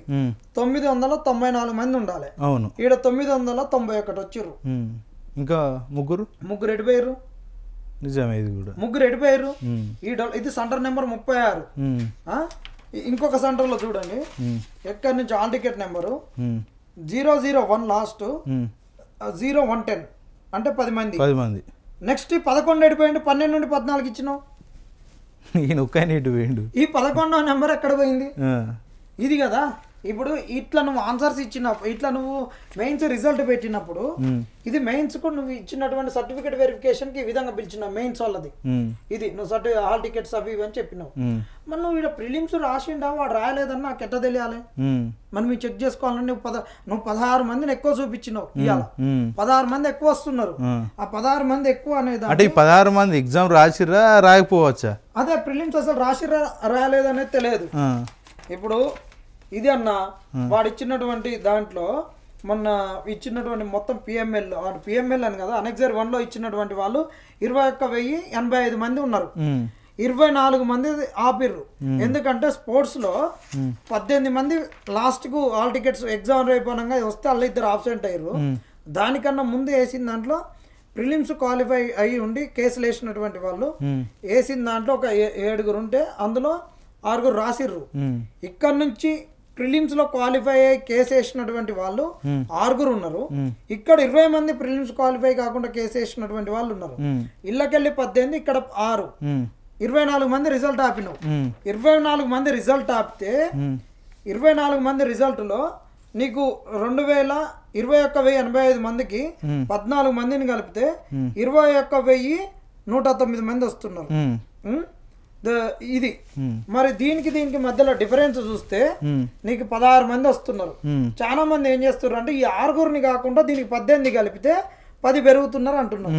10 కాదు 16 మంది పెరుగుతున్నారు. ఈ మరి డొల్లతనంతో ఎక్కడ పట్టుకోవాలి వీళ్ళని, ఎట్లా పట్టుకోవాలి చెప్పి మెయిన్స్ హాల్ టికెట్స్ ఇవ్వలే కదా నువ్వు, ఒక్కటే హాల్ టికెట్ నెంబర్ ఇచ్చినావు. ఇది వాళ్ళు చేస్తున్నటువంటి ఏదో పని. మళ్ళీ వీళ్ళ రిజైండర్స్ అట్టనే మనం ముందుకెళ్తే వీళ్ళు ఇచ్చినటువంటి రిజైండర్ ప్రెస్ నోట్కు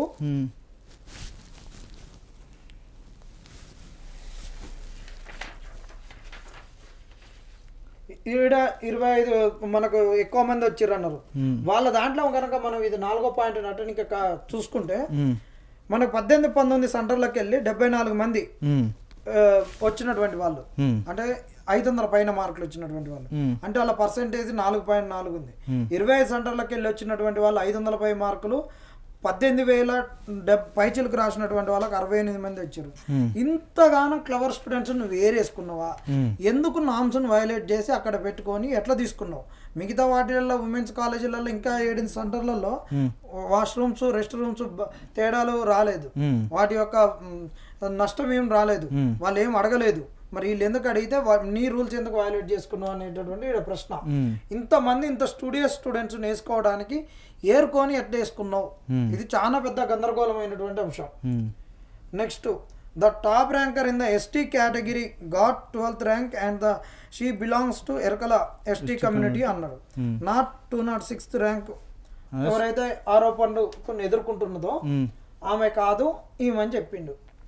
నీకు ఈడ ఈ అమ్మాయి ఎరుకల ఏందని చెప్పడానికి నీకు డేటా ఉంటుంది కదా.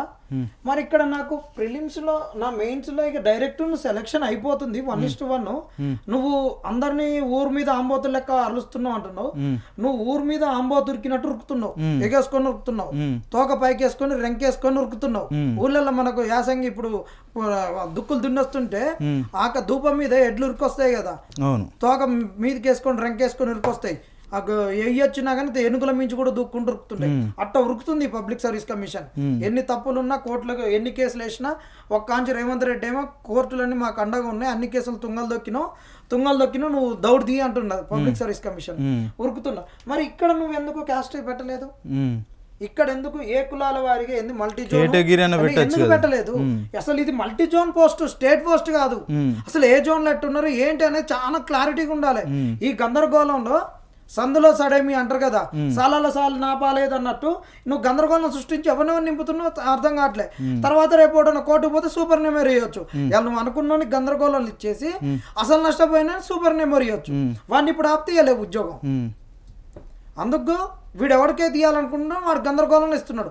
నీకు గనక ఇప్పుడు ఎవరైనా నిన్ను అంటున్నాడంట వచ్చేటప్పుడు, నిన్న చెప్తున్నారు నాకు, నిన్న ఎవరు ఆయన అన్నాడంట, కాంగ్రెస్ ఆయన పేరు కూడా నేను ఉచ్చరించడానికి నాకు ఇష్టం లేదు.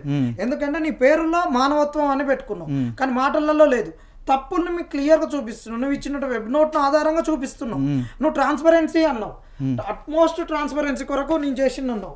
అట్మోస్ట్ ట్రాన్స్పరెన్సీ గురించి అనేటువంటి పదాన్ని ఈ నాడు ఉపయోగించిన నేను చెప్తా చూడు, చాలా మామూలుగా గందరగోళంగా ఉపయోగించలేని అట్మోస్ట్ ట్రాన్స్పరెన్సీ అనే పదాన్ని, అట్మోస్ట్ ట్రాన్స్పరెన్సీని ఉపయోగించిన ఈ పెద్ద మనిషి మరి ఇక్కడ ఎందుకు ఇంత గందరగోళంగా చేస్తున్నప్పుడు వీళ్ళు మాట్లాడట్లేరు?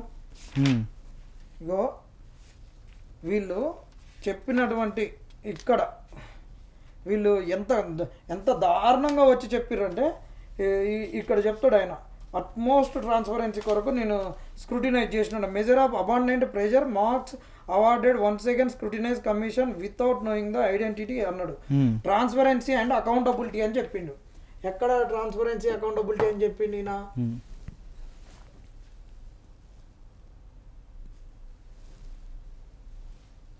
ఇక్కడ 4వ పాయింట్లో 7వ పాయింట్ ఇగో ఇక్కడ చెప్తాడు. ఈడ చూడండి,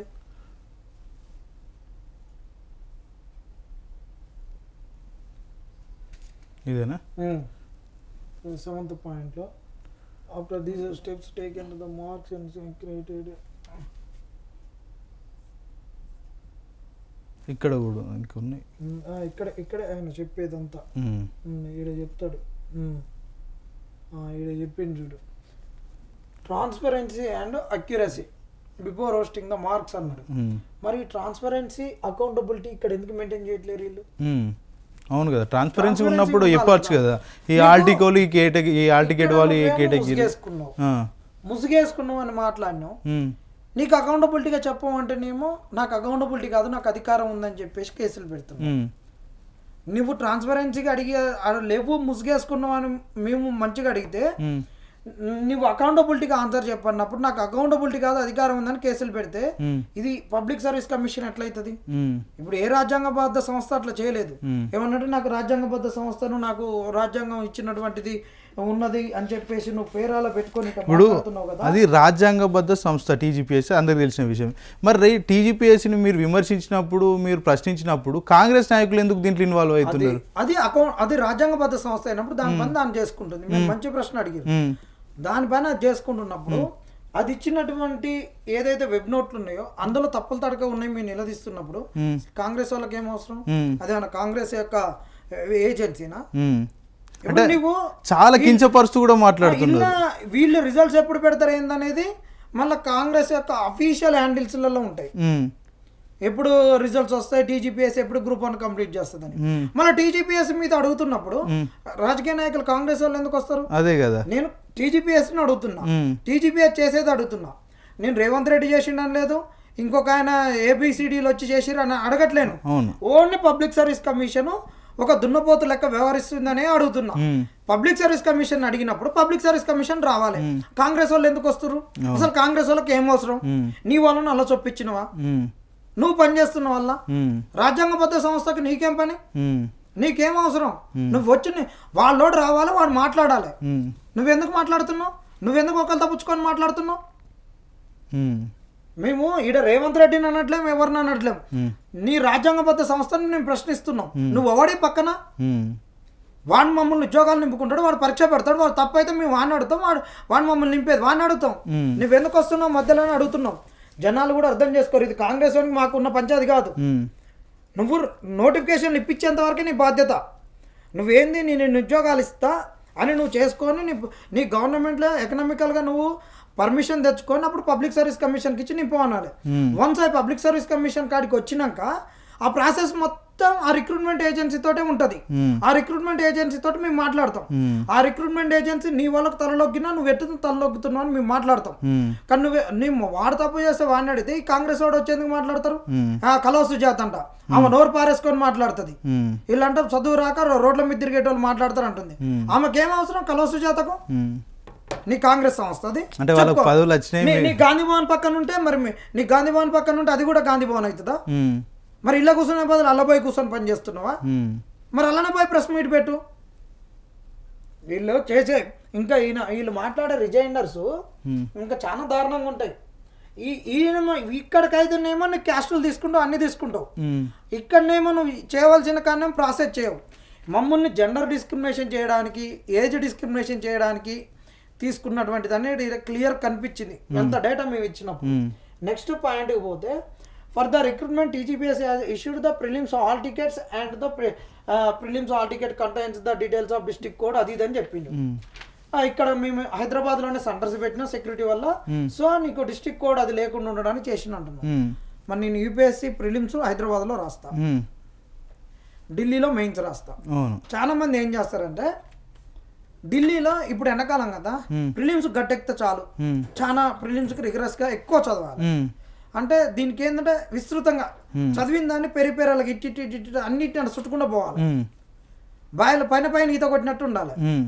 మనకు గజీతగాడైతే లోపలికి డై కొట్టినట్టు కొట్టొద్దు. డై కొట్టినట్టు కొట్టేది ఎట్లా కొట్టాలంటే ఈ మెయిన్స్ కొట్టాలి, ఒకటే సబ్జెక్ట్ లో లోతుకు పోవాలి. ఇది ప్రిలిమ్స్ అయితే పైన ఇట్లా పోవాలి. కాబట్టి అప్పుడు ఏం చేస్తారంటే చాలా మంది మెయిన్స్ కు ఢిల్లీలో ప్రిలిమ్స్ కు ఢిల్లీలో చదువుకుంటారు. మరి మెయిన్స్ ఢిల్లీలో ఎందుకు రాయారు అంటే అప్పటికి చలికాలం వస్తుంది, ఆ వెదర్ బాగుండదు, పొల్యూషన్, గజగజ వనకాలే, పెన్ను ముంగడికి నడవదు. వాడు అప్పుడు ఏం చేస్తాడు, హైదరాబాద్ సెంటర్ పెట్టుకుంటారు. మెయిన్స్ ప్రిలిమ్స్ అక్కడ రాస్తాడు, మెయిన్స్ ఇక్కడ రాస్తాడు. ఒక రాష్ట్రంలో ప్రిలిమ్స్ రాసి ఒక రాష్ట్రంలో మెయిన్స్ రాస్తే వానికి సమస్య రాలే. నీకు ఒకే రాష్ట్రంలో ఒక జిల్లాలో ప్రిలిమ్స్ రాస్తే ఇంకొక జిల్లాలో మెయిన్స్ రాస్తుంది కంటే ఎందుకంటే ఆల్ టికెట్ల ప్రాబ్లం వచ్చిందంట. నీకేమొచ్చింది, నీ మొత్తం ఆల్ టికెట్లో పెట్టేది ఉంటివి. ఇట్లా ఇప్పుడు నేను కిందాక చూపించినట్టు ఈ వరుసగా ఈ నుంచి ఈ నెంబర్ అని ఎందుకు చూపించాలను? ఇప్పుడు నువ్వు గల్ల లెక్క వేసుకునేది ఉంటివి. వీళ్ళకు చేసేటటువంటివి లంగా పనులు. ఇప్పుడు నేను ఈడ చూపించిండు కదా ఆల్ టికెట్స్ అన్ని కూడా, ఇట్లా నువ్వు సీరియల్ ఇట్లా చూయించుకోవాల్సిన అవసరం ఏముంది? నువ్వు 40 మంది ఇల్లు వేస్తున్నావు, ప్రతి ఒక్క ఆల్ టికెట్ ఇట్లా రాసేది ఉంటుంది, రూమ్ లో అందరి రాసేది ఉంటుంది. ఈ నుంచి ఈడికి ఈ రూమ్ లో ఈ నెంబర్ అని ఎందుకు రాయాలి? ఆ రూమ్ లో ఎంతమంది వచ్చారు అన్ని రాయి. 10 రూమ్లు ఉంటే 10 రూమ్లలో 10 పేపర్లు అంట పెట్టండి. మనం నీకు ఎట్లాగే ఇన్ఫర్మేషన్ తో నీకు సంబంధం లేదు. నీకు సంబంధం లేనప్పుడు అది ఎందుకు నీకు? ఆ సంబంధం లేదని కూడా ఇలానే చెప్పిండు. ఎలా చెప్పిండు? ఇక్కడే చెప్తాడు ఆయన. ఆయన ఇచ్చిన దాంట్లో ఆయనే చెప్తాడు, చాలా క్లియర్గా చెప్తాడు. ఈడ ఇక్కడికి వచ్చేస్తే the mains answer script contains 3 parts. The printed candidates details first part, second and third part where marks are awarded by the examiner. First evaluator, second evaluator వేస్తారు, ఫస్ట్ ది candidate details ఉంటాయి. Before evaluation process is started, the OMR barcode sheet which is contained the candidate details is detached and cannot be seen by the examiner or any other person at any point of time అన్నాడు. నీకు first దాంట్లో పనికి రాదు అన్నావు, ఏముంది అవసరం లేదు. మరి నీకెందుకు? బార్కోడ్ సిస్టమే కదా, మరి ఇక్కడ వేయొచ్చు కదా, ఎందుకు మార్చినావు? హాల్ టికెట్ జనరేషన్ అనేటటువంటిది ఒక పద్ధతి ఉంటుంది, ఒక మెథడాలజీలో జనరేట్ చేస్తారు. ఆ మెథడాలజీని లాస్ట్ వరకు ఉపయోగించాలి. నువ్వు సెకండ్ ఇంకో మెథడ్ వచ్చింది అనుకో, ట్యాంపర్ అయిపోతుంది. ఇప్పుడు ఒకసారి జారుడు మీద జారుడు స్టార్ట్ చేసిన అనుకో, కింది దాకా మధ్య లాగాలంటే ఆగవు. ఒక్క లంగ పనితనానికి అవకాశం వచ్చింది అనుకో, ఇంత బొక్కలు అందరు దూరి ఇంకా పెద్ద బోరేం చేస్తారు.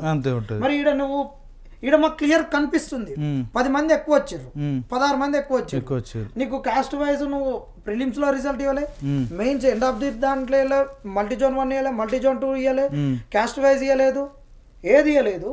ఇట్లా కనిపిస్తున్నప్పుడు మరి నిన్ను ఎందుకు అడగకూడదు? ఇక్కడ నీకు అవసరం లేని కాడ నువ్వు ఈ డీటెయిల్స్ను ఎందుకు తీసుకున్నావు?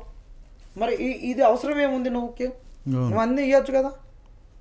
నువ్వు ఎక్కడో రాసినానికి ఎక్కడో పెట్టుకోవడానికి ఇట నీకు ఇంకా అంతకు ఇన్కన్వీనియన్స్ అనిపిస్తే 36 జిల్లాలు 33 జిల్లాలు 46 సెంటర్లు 46 సెంటర్లు ఉన్నాయి. మరి ఇంకా కొన్ని హైదరాబాద్లో ఎక్కువ వచ్చినాయి అనుకో, ఆ 13 సెంటర్లు ఉంటాయి కదా, ఆ 13 సెంటర్లో హైదరాబాద్ వాళ్ళకి ఇచ్చేది ఉంటుంది. ఏ జిల్లాలు ఎక్కువ అవుతారో వాళ్ళకి అడ్జస్ట్ చేసేది ఉంటుంది 2 సెంటర్లు. ఎట్లా నువ్వు అన్నే పెట్టుకునేది, ఇంకో సెంటర్ పెట్టుకునేది, ఒక జిల్లాకు జిల్లాకు ఇవ్వకపోయినా బాగానే ఉంటుంది, వాళ్ళకు కూడా దగ్గర ఉన్నట్టుండు.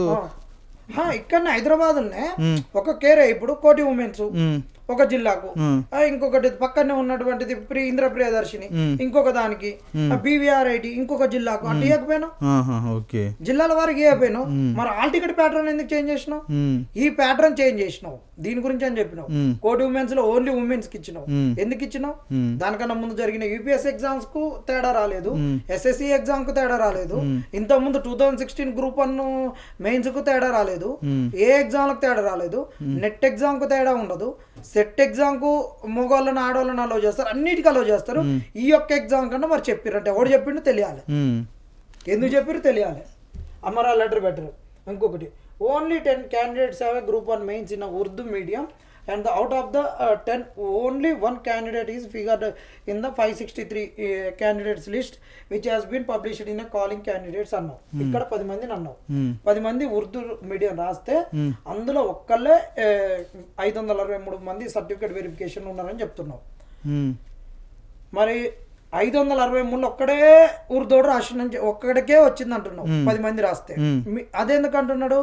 మేమేమన్నారంటే 10 మంది నువ్వు ఫస్ట్ ఇచ్చిన దాంట్లో వీళ్ళు ఇచ్చిన దాంట్లో దీంట్లో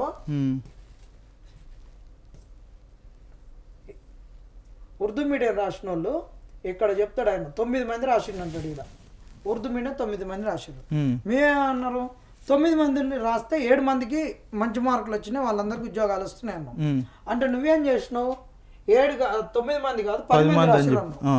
మరి ఒక్కడెట్లా పెరిగిండు? అంతే కదా. నీకు వచ్చిందో రాలే చెప్పు, ఒక్కడెట్లా పెరిగింది చెప్పు. ఒక క్యాండిడేట్ ఎక్కడి నుంచి పెరిగిండు, ఏ సెంటర్లకు వెళ్ళి పెరిగిండు, ఎట్లా పెరిగిండు, ఏంది, మరి ఆ పెరిగిన వాళ్ళకే వచ్చిందా? ఆ ఒక్క క్యాండిడేట్ వచ్చిన వాళ్ళు కూడా ఆ పెరిగిన క్యాండిడేటేనా? ఇంకొకటి ఏడు అసలైన కథ ఉంది. ఉర్దూ మీడియంలో 10 మంది రాస్తే ఒక్కరికి అవకాశం వచ్చింది అన్నావు. అవును. మరి తెలుగు మీడియంలో నువ్వే చెప్పినావు కదా, తెలుగు మీడియంలో 7,829 మంది రాశారు. 563లో ఈడ ఉన్న ఎంతమంది తెలుగు వాళ్ళు ఉన్నారో చెప్పాలి. ఉర్దూడు ఒక్కడన్నావు, తెలుగు వాళ్ళు ఎంతమంది చెప్పు. తెలుగు ఎందుకు చెప్పలే? తెలుగులో మొత్తుకుంటున్నారు కదా. అవును, తెలుగు అన్యాయం జరిగింది, తెలుగు విద్యార్థులకు అన్యాయం జరిగింది, తెలుగు విద్యార్థులకు అన్యాయం జరిగిందని పోస్టర్లు కూడా వేసారు కదా. అవును. మరి తెలుగు వాళ్ళకి అన్యాయం జరిగిందంటే అంత మొత్తుకున్నప్పుడు మరి తెలుగు వాళ్ళది ఎందుకు ఈయన చెప్పలేకపోతుండు? మీరు కూడా దాని గురించి ప్రెస్ మీట్ పెడతామంటే ఎత్తుకెళ్ళారు కదా పోలీసులు. తెలుగు వాళ్ళకి అన్యాయం జరిగిందంటే వెతకెళ్ళారు వీళ్ళు. అసలు తెలుగు వాళ్ళది ఇది, తెలుగులో రాస్తే మార్కులు రావు, మెడకు ఉరితాడని ఇది చెప్పినటువంటి సందర్భం ఇది మీకు తర్వాత పంపిస్తామన్నా. మరి ఇలాంటి తెలుగు వాళ్ళు ఇంత గందరగోళం జరుగుతుంది ఎందుకు ఇవ్వలేదు కదా, ఇవ్వాలి.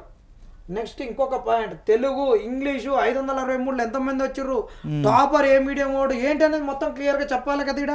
ఇప్పుడు దాని చుట్టూ ఉన్నప్పుడు గందరగోళం అని ఊరికొచ్చి దన్న ఉర్దూ మీడియం చెప్పినప్పుడు మరి తెలుగు మీడియం ఇంగ్లీష్ మీడియం ఎందుకు చెప్పలేదు? చెప్పాల్సిన అవసరం పబ్లిక్ సర్వీస్ కమిషన్ కదా. మీ పబ్లిక్ సర్వీస్ కమిషన్ అడిగితే ఈ వాళ్ళు కోన్ కిస్కాలు వచ్చి మాట్లాడతారు, వీళ్ళకేం అవసరం? నువ్వు పెడుతున్నావు ఎగ్జామ్, మరి నీ వాడు నుండా నీకు ఏ అథారిటీ తోటి వచ్చి నువ్వు నన్ను అడుగుతున్నావు? నువ్వు స్టేక్ హోల్డర్ కూడా కాదు. అప్పుడు మరి వీళ్ళే కదా అన్యాయం జరిగిందని గగ్గోలు పెట్టిర్రు, ప్రభుత్వాన్ని ఎండగట్టిర్రు. ఏదైనా పద్ధతిగా మాట్లాడు, సమాజాన్ని అందరికి మాట్లాడే హక్కు ఉంది. పద్ధతి తప్ప ఇష్టం వచ్చినట్టు చెప్పులతో తంతాం, చదువులు రాదు, వీళ్ళు తిరిగేటోళ్ళు బీఆర్ఎస్ వాళ్ళు బీజేపీ డబ్బులు ఇస్తే అని మాట్లాడితే ఓడుకోడు. ఇంకొకటి, group 1 candidate by name Bomma Pujitha Reddy who is not in the pickup list.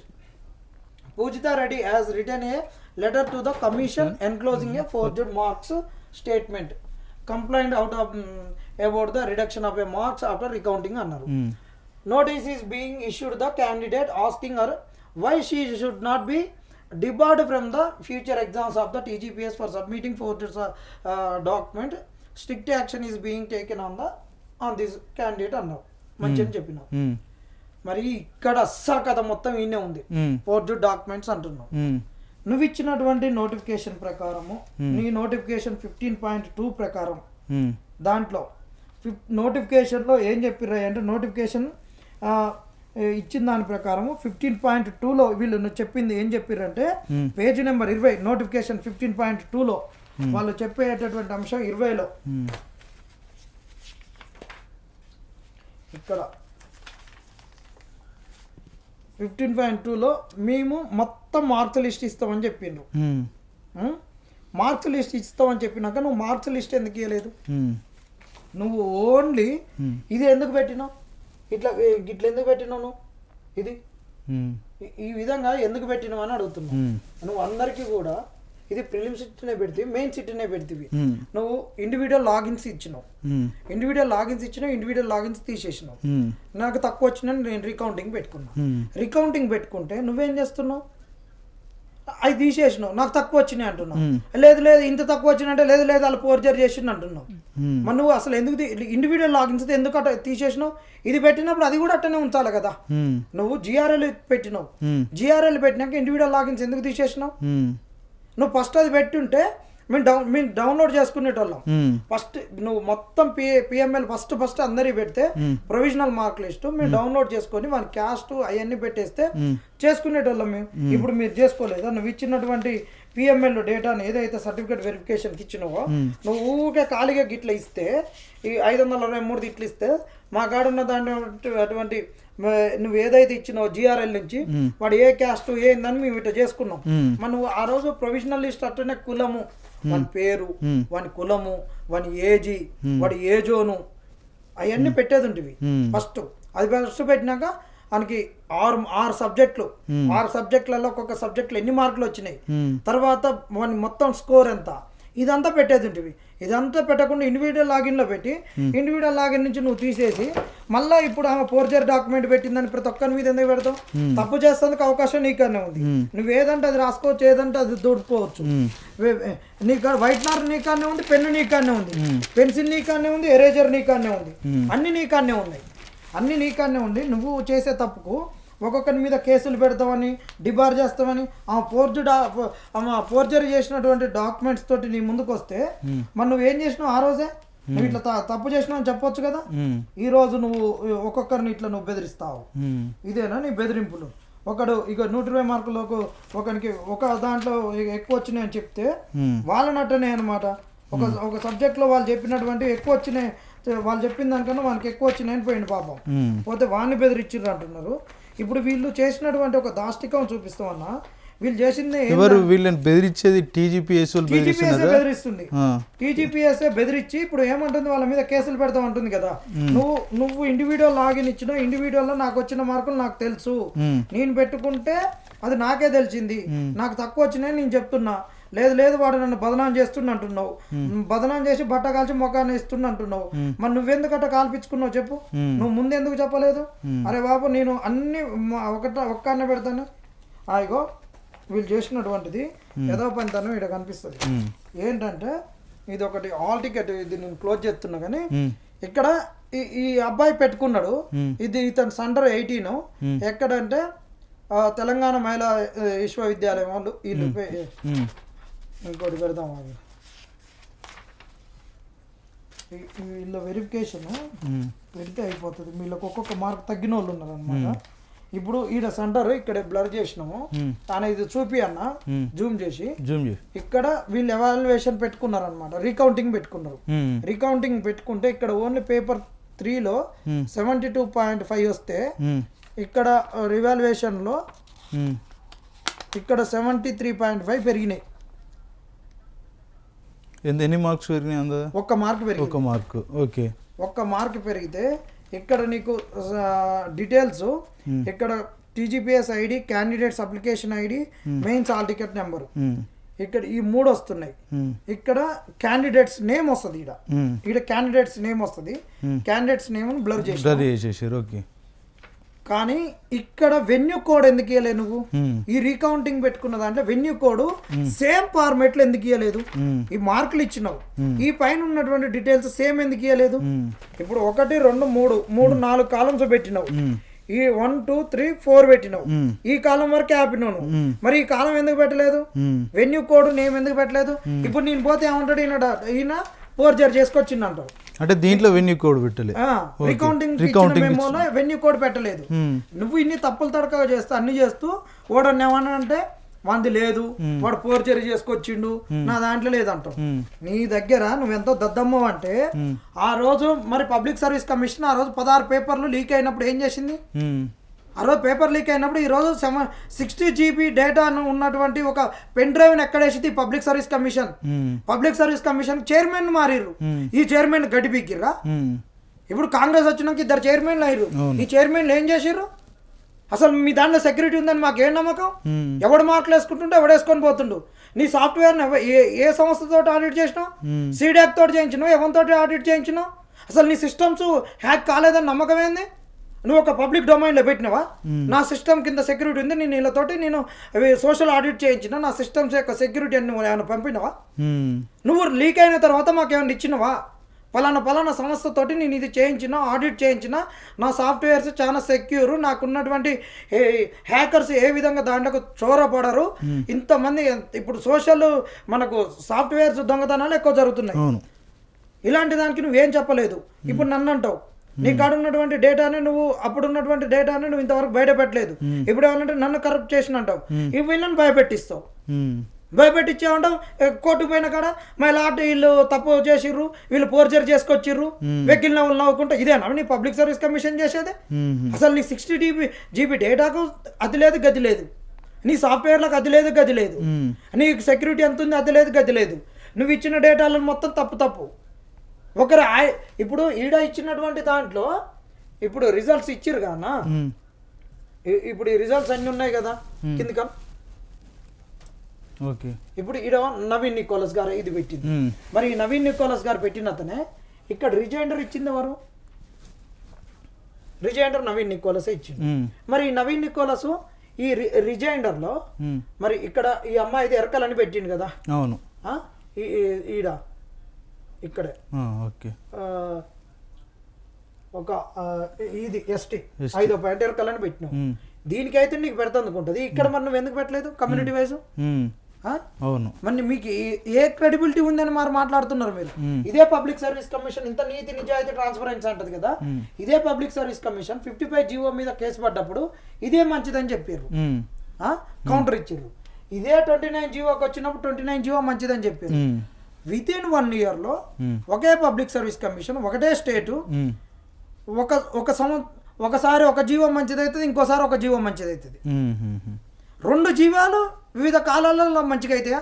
వాళ్ళకి ఇష్టం ఉన్నట్టు యూజ్ చేసుకుంటున్నారా జీవాలు? మరి ఇదేనా ఇలా ట్రాన్స్పరెన్సీ, ఇలా అకౌంటబిలిటీ, వీళ్ళ యొక్క గొప్పతనం? దీన్ని ప్రశ్నిస్తే కేసులు, దీన్ని ప్రశ్నిస్తే నోటీసులు. పాపం అశోక్ సార్ని అరెస్ట్ చేస్తారంట. ఇప్పుడు ఈ మధ్యకాలంలో కొంతమంది ఎవరైతే మీ తరపున అడుగుతారో వాళ్ళ మీద కూడా కేసులు బుక్ చేస్తున్నారు, పరువు నష్టం దావాలు కూడా ఇస్తున్నారు కదా. అవునన్నా, ఈ పరువు నష్టం దావాలి ఎందుకు? నీ మీద ఎన్ని దావాలని నీకు పరువు ఉందా? ఈయన నువ్వు తీసుకున్నావు బట్ట కలిసి మొక్క, నీ పరువు నువ్వే బట్టలు ఇప్పేసుకున్నావు. పబ్లిక్ సర్వీస్ కమిషన్ బట్టలు పబ్లిక్ సర్వీస్ కమిషన్ ఇప్పుకుంది, ఎవడు ఇప్పలేదు. ఎందుకంటే 55 జీవో మంచిదన్నావు ఆ రోజు. తర్వాత 29 జీవో మీద కేసు పడ్డప్పుడు 55 వర్సెస్ 29 ఫస్ట్ నడిచింది, అప్పుడు 55 మంచిదన్నావు. మళ్ళీ గవర్నమెంట్ మారగానే ఈ పబ్లిక్ సర్వీస్ కమిషన్ 55 వర్సెస్ 29 నడిచినప్పుడు మళ్ళీ 29 మంచిదని చెప్పినావు. మరి వీళ్ళకు ఉందా? వీళ్ళ సిగ్గు లజ్జ మానం ఎవరు తీస్తున్నారు? పబ్లిక్ సర్వీస్ కమిషన్ వాళ్ళే తీసుకుంటున్నారు. మరి ఒక్కనేమో క్యాస్ట్ దాన్ని తీసి పెడతావు, ఒక్కనే క్యాస్ట్ పెట్టావు, నువ్వు సీక్రసీ అంటావు, కాన్ఫిడెన్షియాలిటీ అంటావు. మరి ఎట్లా పెట్టినావు నువ్వు?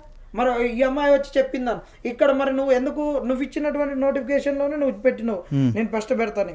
మరి ఇది ఎందుకు పెట్టకుండా పెట్టినావు? ఇండివిజువల్ లాగిన్స్ ఎందుకు ఇచ్చినావు? మరి ఇప్పుడు ఇండివిజువల్ లాగిన్స్ ఎందుకు తీసేసినావు? మరి ఎవరిని బెదిరిస్తున్నావు? నీకు ఇవ్వాలనుకున్నానికి ఇప్పుడు నాకు 2 మార్కులల్లా డిఎస్పీ మిస్ అవుతుంది. మాకు బలిసిన వాళ్ళు బాగున్నారు, మా వాళ్ళంతా రాజకీయ నాయకులే. నాకు 100 కోట్ల, నాకు అసలు 20 కోట్లు అంటే అసలు నాకు లెక్కే కాదు. నాకు 2 మార్కులు కల్పించుకోవాలి, నేను రికౌంటింగ్ పెట్టించుకుంటా. నాకు 2 మార్కులతోటి డిఎస్పీ వస్తుంది, లేకుంటే డిప్యూటీ కలెక్టర్ వస్తుంది. నాకు ఆ 2 ఇటీలలోనే కావాలి. ఆ 2 మిస్ అయ్యి నాకు సిటీఓ వస్తుంది అనుకుందాం. లేకుంటే నాకు డిఎస్పీ మిస్ అయ్యి సిటీ వస్తుంది, 2 మార్కులు, నాకు డిఎస్పీ కావాలి. నేను రికౌంటింగ్ పెట్టుకొని 2 మార్కులు పెంచుకుంటా కదా. నాకు ఫస్ట్ ఎన్ని మార్కులు వచ్చినాయి, తర్వాత రికౌంటింగ్ తర్వాత ఎంత వచ్చినాయి పబ్లిక్ తెలియకుండా నేను గూడుపుటాన్గా చేసుకున్నట్టే కదా. ఈ గూడుపుట అంతానానికి అవకాశం ఇచ్చింది నువ్వు. మళ్ళీ ఈ గూడుపుటాన్లో తప్పు జరిగింది, నాకు అన్యాయం జరిగిందంటే నువ్వు మ్యానిపులేషన్ చేసినావు, ఫోర్జరీ చేసినావు, భయపెట్టిస్తావు. నీ పార్టీ వాళ్ళు భయపెట్టిస్తారు, మా వ్యవస్థను మమ్మల్ని ఇట్లా చేస్తున్నారు అంటారు, ఓవన్నీ బయటికి రానియరు, బెదిరిస్తారు. ఇప్పుడు టీజీపీఎస్సీ మీద కౌశిక్ రెడ్డి కూడా చాలా పెద్ద ఎత్తున ఆరోపణలు చేసిండు, అంత నిజమే అంటారు ఆయన చేసిన ఆరోపణలన్నీ? ఆయన చేసినవి అన్ని కూడా మేము నమ్ముతున్నాము. ఎందుకంటే ఇప్పుడు దీంట్లో అన్నిటిలో ఆధారంగానే వాళ్ళు చెప్తున్నారు. మేమేమంటున్నాం, మేము కూడా అదే అడుగుతున్నాం. మేము ఏదైతే ప్రశ్నలు అడుగుతున్నాం వాడికి సమాధానం చెప్పు అంటున్నాం. ఇప్పుడు ఆయన కూడా ఏమన్నాడు, నీకు దమ్ముంటే public service commission judicial enquiry ఏమన్నది, ఈ ప్రభుత్వం జ్యుడిషియల్ ఎంక్వైరీ ఏమని అడిగారు. మరి వేయచ్చు కదా జ్యుడిషియల్ ఎంక్వైరీ, తప్పు లేనప్పుడు ఎందుకు వేయట్లేదు? ఈ ప్రభుత్వం ఆ రోజు పేపర్ లీక్ అయిందని 60 GB డేటా తోటి ఈ రోజు అధికారంలోకి వచ్చినటువంటి కాంగ్రెస్ 60 GB డేటా తోటి అధికారంలోకి వచ్చింది. ఆ డేటాను గుప్పిట్లో పట్టుకొని అధికారంలోకి వచ్చింది. మా దాంట్లో బ్రహ్మ పదార్థం ఉంది, వచ్చి ఉడబిక్తాం మా గుప్పిట్లో అని చెప్పి ఈ రోజు అధికారంలోకి వచ్చి మరి ఏం చేస్తున్నది కాంగ్రెస్? నెక్స్ట్ పోతే వీళ్ళు హైయెస్ట్ మార్క్ కింద 100 మార్క్స్ అని చెప్పారు పేపర్ 1లో. వీళ్ళు ఇచ్చినటువంటిది పేపర్ 6లో తెలంగాణ మూమెంట్లో ఇప్పుడు హైయెస్ట్ మార్క్స్ దాని గురించి ఇచ్చారు. ఎన్ని మార్కులు వచ్చినాయి ఎన్ని అని చెప్పారు. చెప్పిన వీళ్ళు పేపర్ వైజ్ హైయెస్ట్ మార్కులలో ఇక్కడ ఉద్యమ చరిత్రకు 100 మార్కులు అన్నారు. ఇంకొక అబ్బాయి పోయి ఒరే నీ అమ్మ నేనేమో రిజల్ట్ 10వ తారీఖు వచ్చింది, 13వ తారీఖు అయితేనేమో వీడేమో పెట్టి 100 మార్కులు అంటున్నాడు, నాకేమో 120 మార్కులు వచ్చినాయి, ఇదేంద్ర కథ అని పోయి వాడు చూసుకుంటే వాని మీద ఇప్పుడు ఓనికి రాలేదు అంటున్నాడు. ఎవ్వడు రికౌంటింగ్ పెట్టకుండా ఏం చేయకుండా మేము మార్కులు తగ్గలేదు అంటున్నావు. మరి ఆ పిల్లగానికి ఎట్లా తగ్గినాయి? నువ్వు ఇదేమన్నా recounting has been taken up as per norms and procedure అన్నావు. నీ ప్రొసీజర్ నామ్స్ యాడ్ ఉన్నాయి చెప్పు. రికౌంటింగ్ కు 15.3లో నీ ప్రొసీజర్స్ ఏంది, నీ నామ్స్ ఏంది?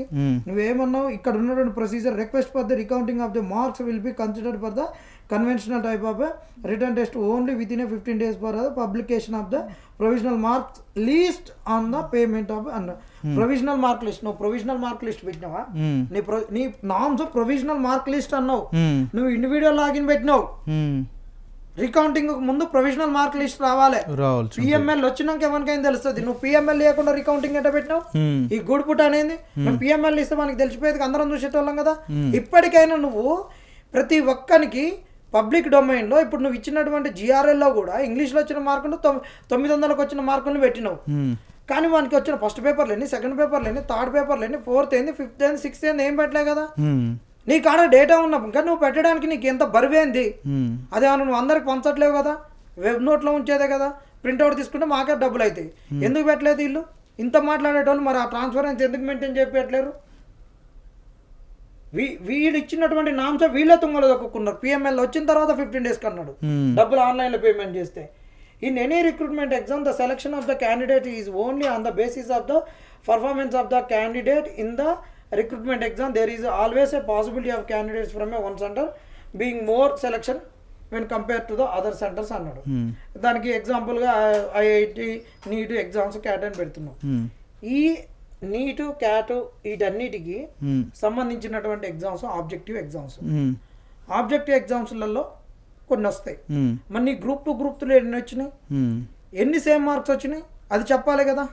ఆబ్జెక్టివ్ ఎగ్జామ్లో ఇవాళ ఒక డిస్క్రిప్టివ్ ఎగ్జామ్లో చాలా మార్క్స్ వచ్చినాయి, చాలా మందికి వచ్చినాయి. మళ్ళీ ఆయన ఏం చెప్తాడు, భాష ఒక పేపర్లలో అన్నిటిలో రావు, అన్ని కలిపి వస్తాయి అంటున్నాడు. అన్ని కలిపినట్టు వస్తాయి, అన్ని కలిపినట్లు వస్తాయి నీకు, అన్ని కలిపినా రావు కదా.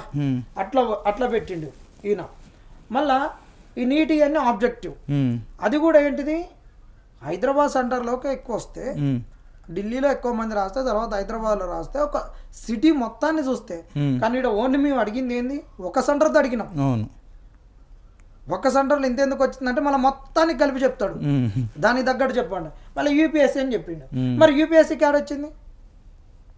యూపీఎస్సీలో ఇంతవరకు యూపీఎస్సీ చరిత్రలో ఎక్కడన్నా మెయిన్స్ ఎగ్జామ్లో ఇట్లా పక్క వాళ్ళకి సేమ్ మార్క్స్ వచ్చినాయా? అవును, రాలే కదా. వీళ్ళు ఎంత దరిద్రులు అంటే, exam it is reiterated that there is no interview, and since there is no interview, candidates have been called for the certificate verification in the ratio of the 1:1, and the depending on the need further candidates according to the community merit would be called for verification అన్నాడు. 1:1. మరి group 4 కూడా మనకి interview లేదు. ఇవాళ తెలంగాణలో ఏ ఎగ్జామ్కి interview లేదు అసలు. గ్రూప్ 1కే లేనప్పుడు ఇంకా దానికన్నా చిన్న పోస్ట్ మరి దానికన్నా ముందున్నాటికి 1:2, 1:3 ఎందుకు పిలిచినావు? గ్రూప్ 1కి ఎందుకు పిలవలే? మరి ఇక్కడ నీ కాడ రిలింక్విష్మెంట్ లేదు. ఇప్పుడు ఇలా వస్తారు, నా లోకల్లో ఇద్దరిని అదనంగా దూర్చినావు, వాళ్ళకి రేపు ఉద్యోగాలు ఇస్తావు, నేను పోయి కోర్టులో కేసు వేస్తా, అప్పుడు అలా తీసేస్తావా? తీసేయడు, వాడు వస్తాడు, వాడేస్తాడు. కోర్టు ఏమంటది? సూపర్ నెంబర్ క్రియేట్ చేసి ఏమంటది? ఇప్పుడు నువ్వు ఎందుకు పెట్టలేదు? నీకు పెట్టే దమ్ముందా? ఇప్పటికైనా ఇప్పుడు నీకు దమ్ముంటే 563ది మల్టీజోన్ 1, మల్టీజోన్ 2 కమ్యూనిటీ వైజ్గా నువ్వు పెట్టు.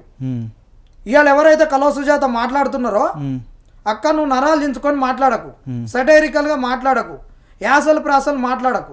నీకు వచ్చిన యాసలు ప్రాసలు మాకొచ్చు, మీ ఇంకా కిందిగా ఊళ్ళలో ఉండి వచ్చిన వాళ్ళమే. నీకెంతో తెలంగాణ భాష పైన, మాండలికం పైన పట్టుందో మాకంతే పట్టుంది. మేము కూడా చించుకుంటాం, నరాలు చించుకుంటాం. నువ్వు నీ రేవంత్ అన్న గురించి నరాలు చించుకుంటే మా జీవితాల గురించి మేము నరాలు చించుకుంటాం. మేము మా జీవితాల గురించి ఈపులు పలగొట్టుకున్నాం, మా జీవితాల గురించి రక్తాలు చిందించినాం, మా జీవితాల గురించి లాఠీ దెబ్బలు తిని తెలంగాణను తెచ్చుకున్నాం. నీకన్నా ఎక్కువ చించుకోవచ్చు, కాల్చుకోవచ్చు, అన్ని చేసుకోవచ్చు మాకు.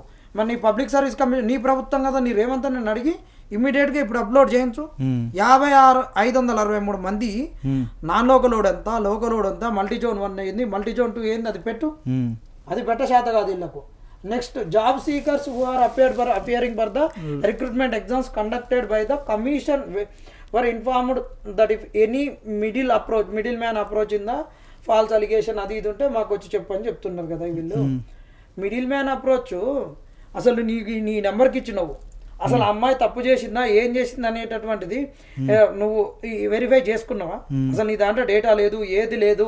అసలు నీ ఇంత జరుగుతున్నప్పుడు, ఇది జరుగుతున్నప్పుడు అసలు నీ విజిలెన్స్ పేపర్లు లీక్ అయినప్పుడే పట్టుకోలేకపోయింది. బేగం బజార్ పోలీస్ స్టేషన్లో కేసు అయింది.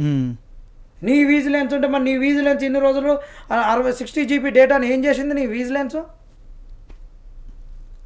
నీ విజిలెన్స్కి అంత దమ్ముందా విజిలెన్స్ చెప్పమంటున్నావు? మరి మిడిల్ మ్యాన్ ఉండరంటున్నావు, మరి మిడిల్ మ్యాన్లకు అవకాశం నువ్వే ఇచ్చినవా? అసలు మిడిల్ మ్యాన్ల అవకాశం ఎందుకు వస్తుంది?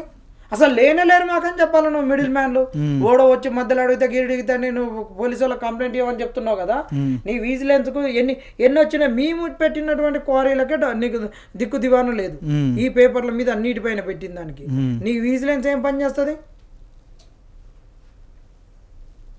ఈ పబ్లిక్ సర్వీస్ కమిషను చెప్తున్నాయి అన్నీ అంతే. ఇంకా లాస్ట్ పాయింట్ వీళ్ళు చెప్పేటటువంటిది అసలు ఇక్కడ వీళ్ళు అంటారు మాడిఫైడ్ ఇన్ఫర్మేషన్ అంటారు. Trying to spread rumours in this creates anxiety confusion among the job seekers అని చెప్పింది కదా. Modified intentions are trying to spread rumours అన్నాడు. This creates anxiety confusion among the job seekers అన్నారు. యాంగ్జైటీ అండ్ కన్ఫ్యూజన్ ఎవడు create చేసిండు? ఇది కాదా నువ్వు క్రియేట్ చేసింది? ఈడ 9 మంది వృద్ధన్నావు, ఇళ్ళ వచ్చిన దగ్గర 10 మంది అని చెప్పి 10 మంది అని చెప్పినావు. ఈ రూమర్స్ ఇది అన్నావు. ఇక్కడనే కదా నువ్వు ఉర్దూలో చెప్పింది 10 మంది అని చెప్పింది. ఉర్దూలో 10 మంది ఉన్నారని ఈడ చెప్పినావు నువ్వు. మెయిన్స్ ఎగ్జామినేషన్ ఈడ 10 మంది ఉన్నారని నువ్వే చెప్తివి. ఈ 10 మంది ఉన్నారని నువ్వే చెప్పి ఈడ ఇదంటివి. ఇక్కడ నువ్వు ట్రాన్స్పరెన్సీ మెయింటైన్ చేస్తా నువ్వే అంటావు. ఈడ చాలా ట్రాన్స్పరెన్సీ అవన్నీ మెయింటైన్ చేస్తున్నావు అని చెప్తున్నావు. మరి నువ్వు ఈ వెబ్ నోట్ని ఎందుకు తీసేసినావు? ఈ వెబ్ నోట్లో లాస్ట్కి ఈయన చెప్తాడు వెబ్ నోట్ ఎందుకు పెట్టినవి ఇంత అనేది. ఇంత చెప్పిన ఈ మోతబర్లు వీళ్ళు ఎందుకు తీసేసారు? It is important to note that candidates will be picked up from the merit list and the selected based on the vacancies notified as per the reservation roasters అన్నావు. రిజర్వేషన్ రోస్టర్స్ అన్న కాడ నువ్వు కమ్యూనిటీ రిజర్వేషన్ రోస్టర్స్ ఎందుకు పెట్టలేదు?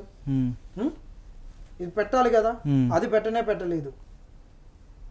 వీణ పెట్టిన దాంట్లోనే ఇన్ని చెప్పి ఇన్ని చేసి వీళ్ళన్నిటిని ఇక్కడ నువ్వు జెండర్ వైజ్ ఇచ్చినావు.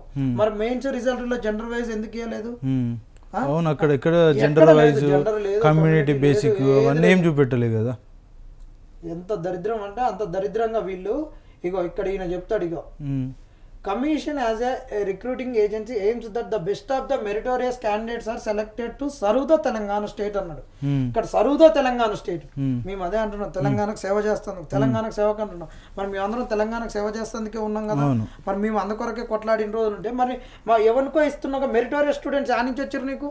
The commission as a place with the subject wise marks of the candidates in their respective logins అన్నది. It is noticed that the candidates are ఇక్కడ చెప్తాడు therefore in order to clear the unnecessary confusion and unrest among the candidates commission is releasing this following statistics అన్నాడు. నువ్వు confusion తీసేయడానికి అని చెప్పి next day ఎందుకు తీసేసినావు? దీన్ని ఇంకోని కన్ఫ్యూజన్ క్రియేట్ చేసినావు, తీసేసినావు. కన్ఫ్యూజన్ లేకుండా ఉండడానికి తెచ్చినావు, దీన్ని తీసేసినావు. మళ్ళీ పెట్టినావు, దీంట్లో మళ్ళీ 10 మంది అన్నావు. మళ్ళీ దీంట్లో మొత్తం ఆగమాగం చేసినావు. ఎవడు కన్ఫ్యూజన్ చేస్తున్నాడు, ఎవడు చేస్తున్నాడు? నిరుద్యోగులారా గమనించండి, ఈ పబ్లిక్ సర్వీస్ కమిషన్ ఇచ్చినటువంటి ఏదైతే ప్రెస్ నోట్ ఉందో దానికి ఇది కౌంటరు. వాళ్ళు ఇచ్చినటువంటి ప్రెస్ నోటుకు కౌంటరు, వాళ్ళు 13వ తారీఖు ఇచ్చినటువంటి వెబ్ నోట్ మీద ఈ అనాలిసిస్. మీరు అధైర్యపడొద్దు. కేసులు వాళ్ళు ఎంత వేగంగా ఉరికినా కేసులు ఆగుతాయని మాత్రం మీరు అధైర్యపడకూడదు. నిన్న ఇంకొక విషయం అన్న, కొండ సూర్యకి సంబంధించి మంత్రి శ్రీధర్ బాబుతో ఒక సంభాషణ జరిగింది వాళ్ళిద్దరి మధ్యలో. ఒకసారి విందాం.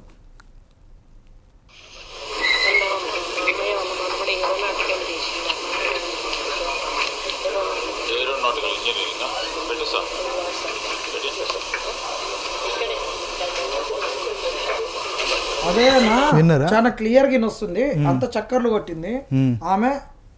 శ్రీధర్ బాబు గారు భార్య వైపు శైలజరామె పక్కనే ఉన్నారు. ఈమె అక్కడనే ఉంది, ఫైల్ పట్టుకొని వచ్చింది. ఈమె దేవాదాయ శాఖ వచ్చేసి మా అన్న వాళ్ళ మనమడు ఏరోనాటికల్ ఇంజనీరింగ్ చేసి ఉద్యోగం కావాలన్నాడు, పెట్టిస్తా అన్నాడు. మరి పెట్టిస్తా అని చెప్తే నువ్వు పెట్టిస్తా అని చెప్పినావు. ఇప్పుడు నువ్వు ఇక్కడ 16 మెంబర్స్ ఎక్కువ వచ్చారు. ప్రిలిమ్స్ ఆల్ టికెట్స్ చూపించలే, మెయిన్స్ ఆల్ టికెట్స్ చూపించలే. ఇక్కడ మెయిన్స్ ఆల్ టికెట్స్ ఒక్కటే వేసినావు. ఈ గందరగోళంలో ఇట్లా నువ్వు ఉద్యోగాలు నువ్వు అడగగానే ఇప్పిస్తున్నావు. మరి ఇప్పుడు మాకెందుకు డౌట్ రాదు? ఈ ఉద్యోగాలు అమ్ముడు పోతున్నాయని మాకెందుకు డౌట్ రాదు? అమ్ముడు పోయినాయంటే చాలు మా మీద కేసులు అంటావు. పబ్లిక్ సర్వీస్ కమిషన్ నువ్వు కేసులు అంటున్నావు కదా, రాజ్యాంగబద్ధ సంస్థ అంటున్నావు, మరి ఎలక్షన్ కమిషన్ నీ కన్నా ఎక్కువ తిడతారు. అది అసలు ట్యాంపర్ చేస్తుంది మొత్తం ట్యాంపర్ తోటి అంటారు. మరి ఎలక్షన్ కమిషన్ ఇంతవరకు మీద కేసులు పెట్టిందా? ఎవరి మీద పెట్టిన దాఖలు అయితే ఎక్కలేవు. మరి నువ్వెందుకు పెడుతున్నావు? ఎలక్షన్ కమిషన్కి ఎలక్షన్స్ అప్పుడు అందరికి పోయి ఓటు అమ్ముకోవద్దు అది ఇది అని చెప్పొద్ది, విజిల్ ఉంటాయి, అన్నీ ఉంటాయి, వాళ్ళు వర్క్ చేస్తుంటారు. పబ్లిక్ ఏదన్నా అనుకొని మా పని చేస్తారు. మరి నువ్వు అలాంటి ఏమైనా పెట్టినావా, ఏమైనా ఓపెన్ చేసినావా? ఇంత ఇంట్రెస్ట్లు ఉన్నప్పుడు నువ్వు రోజుకు ఒక వెబ్ నోట్ ఇస్తావు, రోజు ఒక ప్రెస్ నోట్ ఇస్తావు, ఆగం గత్తర్ చేస్తావు, అడిగితే కేసులు అంటావు. మళ్ళీ ఇప్పుడు అధికారంలో ఉన్న పార్టీ వచ్చి పబ్లిక్ సర్వీస్ కమిషన్ అనగానే వాళ్ళ పార్టీని అన్నట్టు వాళ్ళని వ్యక్తిగతంగా అన్నట్టు తీసుకొని వచ్చి నిరుద్యోగుల మీద అంటారు.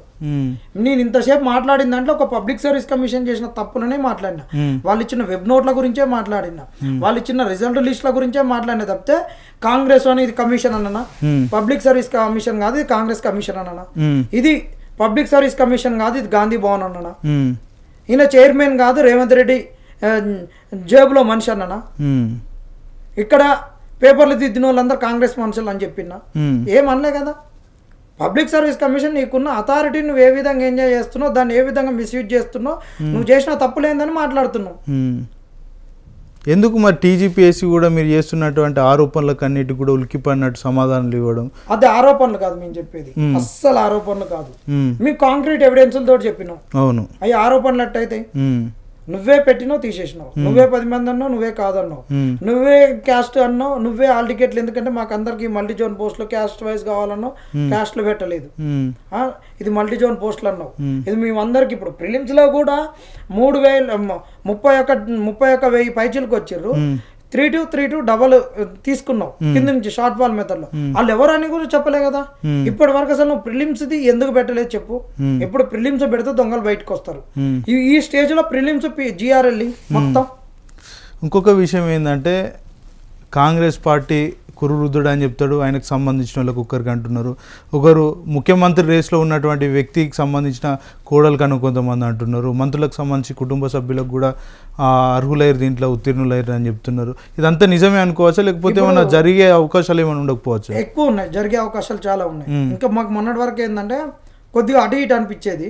కొండ సురేఖ గారు శ్రీధర్ బాబు గారు మాట్లాడినాక మాకు క్లియర్గా వచ్చింది. శ్రీధర్ బాబు గారు మంచి తెలివి కల వ్యక్తి అంటారు, చాలా నాలెడ్జ్ ఉన్న వ్యక్తి, ఎందుకంటే వాళ్ళ మిస్సెస్ కూడా కలెక్టరే కాబట్టి, ఆయన కూడా హెచ్సిలో చదువుకున్నాడు కాబట్టి మంచి తెలివి ఉన్నాడు. ఆయనే అట మాట్లాడినాక, ఆయనే వేలంపాట ఇస్తున్నాక, ఉద్యోగం పెట్టిస్తే పోన్నాక, మరి ఈ ఉద్యోగాలు ఎందుకు అమ్ముడు పోతాయి కదా. ఇలాంటి సిచ్యువేషన్ లో మాకు ఎందుకు డౌట్ రాదు? సరే, అందుకనే అడుగుతున్నాం, జ్యుడిషియల్ ఎంక్వైరీ ఏమని అడుగుతున్నాం. జ్యుడిషియల్ ఎంక్వైరీ వేయొచ్చు కదా. మరి ఆ రోజు వీళ్ళే సిబిఐ ఎంక్వైరీ అన్నారు, మరి ఈరోజు సిబిఐ ఎంక్వైరీ. మీరు సిబిఐ ఎంక్వైరీ అంటేనే మీ అమ్మటి మా చెప్పులకు చిల్లులు పడేటట్టు తిరిగినాం, మరి సిబిఐ ఎంక్వైరీ. అవును, ఇంత స్టాండర్డ్గా మీకు ఎగ్జామ్ కండక్ట్ చేసినాం, చాలా నాణ్యతయుతంగా చేసినాం ఎగ్జామ్ అని చెప్తున్నారు కదా. ఇలాంటి సందర్భంలో ఎందుకు మరి జ్యుడిషియల్ ఎంక్వైరీకి వాళ్ళు నాణ్యతగా కొంగుళ్ళలో చిట్టీలు రావడము, ఇదే అన్నమాట. చీర కొంగుళ్ళలో చిట్టీలు, ఇదే నాణ్యతగా ఎగ్జామ్ కండక్ట్ చేయడం, ఇదే తక్కువ మందితోటి అతి తక్కువ మందితోటి ఎవాల్యుయేషన్ చేయించడము, ఇదే వీళ్ళు చేసినటువంటి ఒక గొప్ప విషయం అన్నమాట. ఇగో ఇది వీళ్ళు చేసినటువంటి ఎంత గొప్ప విషయం అంటే ఇది కాంగ్రెస్ వచ్చినాక చేసిన గొప్పతనం ఇది. ఇది అసలు ఎకానమీకి అసలు ఎన్విరాన్మెంట్ సిలబస్కి అసలు ఎవాల్యుయేటర్స్నే పెట్టలేదు. అందుకనే సిబిఐ ఎంక్వైరీ వేయాలి, అన్నీ జరగాలి. ఎవరిని ఏమన్నా అన్నా కానీ మమ్మల్ని కనుక కేసులు పెడతాం అది పెడతాం అంటే పబ్లిక్ సర్వీస్ కమిషన్ భయపడే ముచ్చటే లేదు. పబ్లిక్ సర్వీస్ కమిషన్ మాకున్నటువంటి నువ్వు ఎగ్జామ్ పెడుతున్నావు, మేము ఎగ్జామ్ రాస్తున్నాం, మా జీవితాలకు ఆగం చేయకు. నీ రాజ్యాంగబద్ధ సంస్థ రాజ్యాంగ విలువలను కాపాడుకో. రాజ్యాంగబద్ధ సంస్థ అని చెప్పేసి నా చేతుల కొరడా ఉంది, నా చేతిలో ముళ్ళుగర్ర ఉంది, ఇష్టం వచ్చినట్టు దాన్ని ఉపయోగిస్తా, ఒళ్ళు పలక కొడతా, అది ఇదంటే మాత్రం ఇక్కడ ఏ నిరుద్యోగి కూడా తెలంగాణకి అన్ని తెలుసు. నువ్వు ఒక్క కర్ర ఇసిరినావు అనుకో, నీ మీదకి 100 కర్రలు వస్తాయి, ఒక రాయి ఇసిరినావు అనుకో నీ అద్దాలు పగులుతాయి. అది గుర్తుపెట్టుకో పబ్లిక్ సర్వీస్ కమిషన్. ఇప్పుడు ఏళ్ళకేళ్ళు కష్టపడి చదివిన వాళ్ళంతా మనోవేదనకు గురవుతున్నారు, ఫ్యామిలీ నుంచి కొద్దిగా వేధింపులు కూడా అవుతున్నాయి. ఎందుకంటే చాలా ఏళ్ల కాలంగా డబ్బులు మేము పంపిస్తున్నాం, పోషిస్తున్నాం, ఇంకా జాబ్ రావట్లేదని కూడా కొంతమంది కూడా పేరెంట్స్ కూడా వాళ్ళను తిట్టడం, అలాంటి సందర్భాలు కూడా ఉన్నాయి. మనం ఓపెన్గా మాట్లాడుకోవాలి. అలాంటి పరిస్థితుల్లో ఒక ప్రత్యూష అనే మహిళ గోదావరికని పట్టణం నుంచి ఆత్మహత్య చేసుకున్నది నిన్న, జాబ్ రాలేదనే కారణంతో. వాళ్ళకి మీరు ఎలాంటి సమాధానం చెప్తారు, ఎలాంటి సందేశం ఇస్తారు? ఎందుకంటే చనిపోవడం అనేది ఒక అది కాదు కదా. చనిపోవద్దని ఎవరు చనిపోకూడదు. ఏమంటున్నాం అంటే ఇప్పుడు మీరు మంచి ప్రశ్న వేసారు. గతంలో ఏంటంటే ఒక 10 మంది నేను ఫస్టే చెప్పిన కదా, ఒకరికి ఉద్యోగం వచ్చిందంటే నిజంగా మిగతా వాళ్ళు రెక్టిఫై చేసుకొని నెక్స్ట్ నోటిఫికేషన్ చదువుకునే అవకాశం ఉంది. ఈ రోజు పక్కోడు ఈయనకు అసలు ఉద్యోగం వచ్చిందంటే వానికి ఎక్కడ వచ్చింది, అరే ఇవన్నీ ఇంత మంచిది ఇంత రాసిండు, టెస్టులు రాస్తే టెస్ట్ సిరీస్ ఉన్నాయి అంత మంచిగా వచ్చినాయి అది ఇదని గొప్ప చెప్పుకునేటటువంటి వాళ్ళు మళ్ళీ రెక్టిఫై చేసుకుని ఇవాళ పక్కన అంత చదివిన వానికి రాకుండా ఈ ఉద్యోగాలు ఎవరికి వస్తున్నారా ఎందుకు అని ఒక టీ ఉంది. ఈ రోజు ఇంకొకటి వీళ్ళు ఇన్స్టిట్యూట్లలో కూడా ఉన్నారు అని చెప్తున్నారు, ఇన్స్టిట్యూట్లలో ఉన్నారు అని ప్రెస్ నోట్లో ఉన్నాయి కదా. అయితే మేము ఏమంటున్నాం, ఈ సివిక్ సెంటర్ ఉన్న దాంట్లో వీడు చెప్తున్నాడు, వీడు ఒక పెద్ద లత్కోర్ గాడు వీడి దాంట్లో నా దాంట్లో ఎక్కువ క్వశ్చన్లు వచ్చినాయి మొత్తం వచ్చినాయి అని చెప్తున్నారు. వీడి స్టూడెంట్సే ఉన్నారు. వీడి స్టూడెంట్స్ అసలు ఎవడు రాసిండు, మన ప్రిలిమ్స్ హాల్ టికెట్ ఏంది, వీళ్ళ దాంట్లో ఇప్పుడు వీటి సన్మానాలు చేసిన దాంట్లో అందరు కూడా చాలా అనుమానాస్పదంగానే ఉన్నారు. ఇన్స్టిట్యూట్లు అంటున్నావు, ఇలాంటి ఇన్స్టిట్యూట్లు మధ్యలోకి వచ్చి ఏమైనా చేసిర్రా? ఇప్పుడు మనకి ఇంత ముందు చరిత్రలోకి వెళ్ళి చూస్తుంటే మనకు IIIT అప్పుడు ఈ ఉన్నాయి కదా మనకు బిట్స్ పిల్ అని 10th ఇంటర్ మార్కులను బట్టి, అప్పుడు ఆ ఇంటర్ మార్కులు ఎక్కువ వస్తే వానికే సీటు, IIT తర్వాత అదే క్రేజీ. అప్పుడు ఇంటర్ పేపర్లు ఎప్పుడు లీక్ అయ్యేది, రత్తయ్యానికి గుంటూరు నుండి లీక్ చేసేదంట. అట్లా ఇప్పుడు ఎంసెట్ కూడా ఎప్పుడు లీక్ అవుతుందంట, అది JNT అంటారు. అదొకటి ఉంది. 200 మార్కులు బయటికి తీసుకొస్తారు, ఒక 50 కోట్లు ఇచ్చేసి అదే శ్రీ చైతన్య నారాయణుడు అంతా ఏరుకుంటూ పోయి ఒక 2 బ్యాచ్లను పెడతాడు. ఒక లాస్ట్ మూమెంట్లో ఒక 40 టెస్టులు పెట్టేసి 40 టెస్టులలో ప్రతి టెస్టుకు 4-5 మార్కులు వచ్చేటట్టు చూసి వాటినే బట్టి పట్టించి పెడతాడు, వాళ్ళకే ర్యాంకులు వస్తాయి అంటారు. అట్లనే మరి ఈ సివిక్ సెంటర్ కూడా ఏమైనా చేసిండా? అట్లనే తీసుకొచ్చుకొని మరి దాంట్లో చేసి మరి ఒక 10 టెస్టులలో అట్లా వచ్చేటట్టు ఏమన్నా రిపీట్ చేసిండా? మరి ఈ డైరెక్షన్ ఎందుకంటే ఏమన్నా అంటేనే ఇప్పుడు అడిగితే వచ్చిన కోచింగ్ సెంటర్లు చేస్తున్నాడు. మరి కోచింగ్ సెంటర్లకు మరి ఈయన ఎందుకు వచ్చి రిబ్బన్ కట్ చేస్తాడు? కోచింగ్ సెంటర్ బాలలత తెలంగాణ కాదు, ఆమెకు ఎందుకు సన్మానం చేసిర్రు? మరి బాలలతను తీసుకొచ్చి ఎందుకు ఇక్కడ చేసిర్రు? యూనివర్సిటీ ప్రొఫెసర్లతో పెట్టి సివిల్స్ కోచింగ్ మంచి ఢిల్లీ ఇప్పుడు జామియా మిల్లా వాళ్ళ యూనివర్సిటీ ప్రొఫెసర్లతో చెప్పించుకోవట్లేదా? నీకు ఉస్మాన్ యూనివర్సిటీలో నీకు దిద్దుతుంది పేపర్ కరెక్షన్ ప్రొఫెసర్లు దొరుకుతారు అంటున్నారు కదా దద్దమ్మల్లారా. మరి నీకు యూనివర్సిటీలో మరి కోచింగ్ చెప్తుంది ప్రొఫెసర్లు దొరకరా? మరి వాళ్ళని ఎందుకు తీసుకొస్తారు? కోచింగ్ సెంటర్లోకి ఎందుకు వచ్చి మీరు రిబ్బన్ కట్ చేస్తారు? మరి నీకు ఇచ్చేటటువంటి రాజీవ్ సివిల్స్ స్కీమ్ కింద మనిషికి 1 లక్ష మెయిన్స్ క్వాలిఫై అయినోడికి ఎందుకు తీసుకొని పోయి మరి పక్క దానికి పెడతారు? నీ బంజారాహిల్స్లో ఉన్నటువంటి తెలంగాణ స్టడీ సర్కిల్ మంచిగా చేయొచ్చు కదా. వీళ్ళు చేసే అన్ని దొంగ నీతులు, ప్రభుత్వం చేసేవి కూడా అంత దొంగ వారం. అంటే ఆరోపిస్తున్న వాళ్ళ వెనుక కోచింగ్ సెంటర్లు కూడా ఉన్నాయని కూడా TGPSC ఆరోపిస్తుంది. నేను అదే అంటున్నా, మరి కోచింగ్ సెంటర్లు ఉంటాయని ఈ లంగయ్య అని తెలిసినప్పుడు మరి కోచింగ్ సెంటర్లను ఓపెన్ చేయడం డిప్యూటీ సీఎం ఎందుకు వచ్చిండు? కోచింగ్ సెంటర్ల వాళ్ళకి అవార్డులు ఎందుకు ఇచ్చి సన్మానం చేస్తున్నారు? అదే కోచింగ్ సెంటర్లకి శ్రీధర్ బాబు ఒకళ్ళ ఫోన్ చేసి బాలలత ఇన్స్టిట్యూట్ లో మా ఓని పంపని ఎందుకు చెప్తాడు? ఇంకో ఇన్స్టిట్యూట్ కు 21st RC రెడ్డో ఈడో వాడో వాని ఇన్స్టిట్యూట్లకు వీళ్ళు ఎందుకు పంపిస్తున్నారు? వాళ్ళ పిఏల నుంచి వాళ్ళ నుంచి పొరగాలను ఎందుకు జాయిన్ చేస్తున్నారు? వాళ్ళతో ఉన్న వీళ్ళకి సంబంధాలు ఏంది? మేము జెన్యున్ అడిగినప్పుడే కోచింగ్ సెంటర్లు ఉంటాయి. మళ్ళీ ఇట్లాంటప్పుడు ఇవన్నీ లత్కోర్ పనులు అన్న వేస్ట్. ఓకే, ఫైనల్గా అంటే నిరుద్యోగులకు సంబంధించి రానున్న రోజుల్లో కూడా ఒక వేదిక ఏర్పాటు చేసి ధర్నా కూడా పెద్ద మొత్తంలో చేస్తారని కూడా గతంలో కూడా మీరు YRTVలో స్టేట్మెంట్ ఇచ్చారు.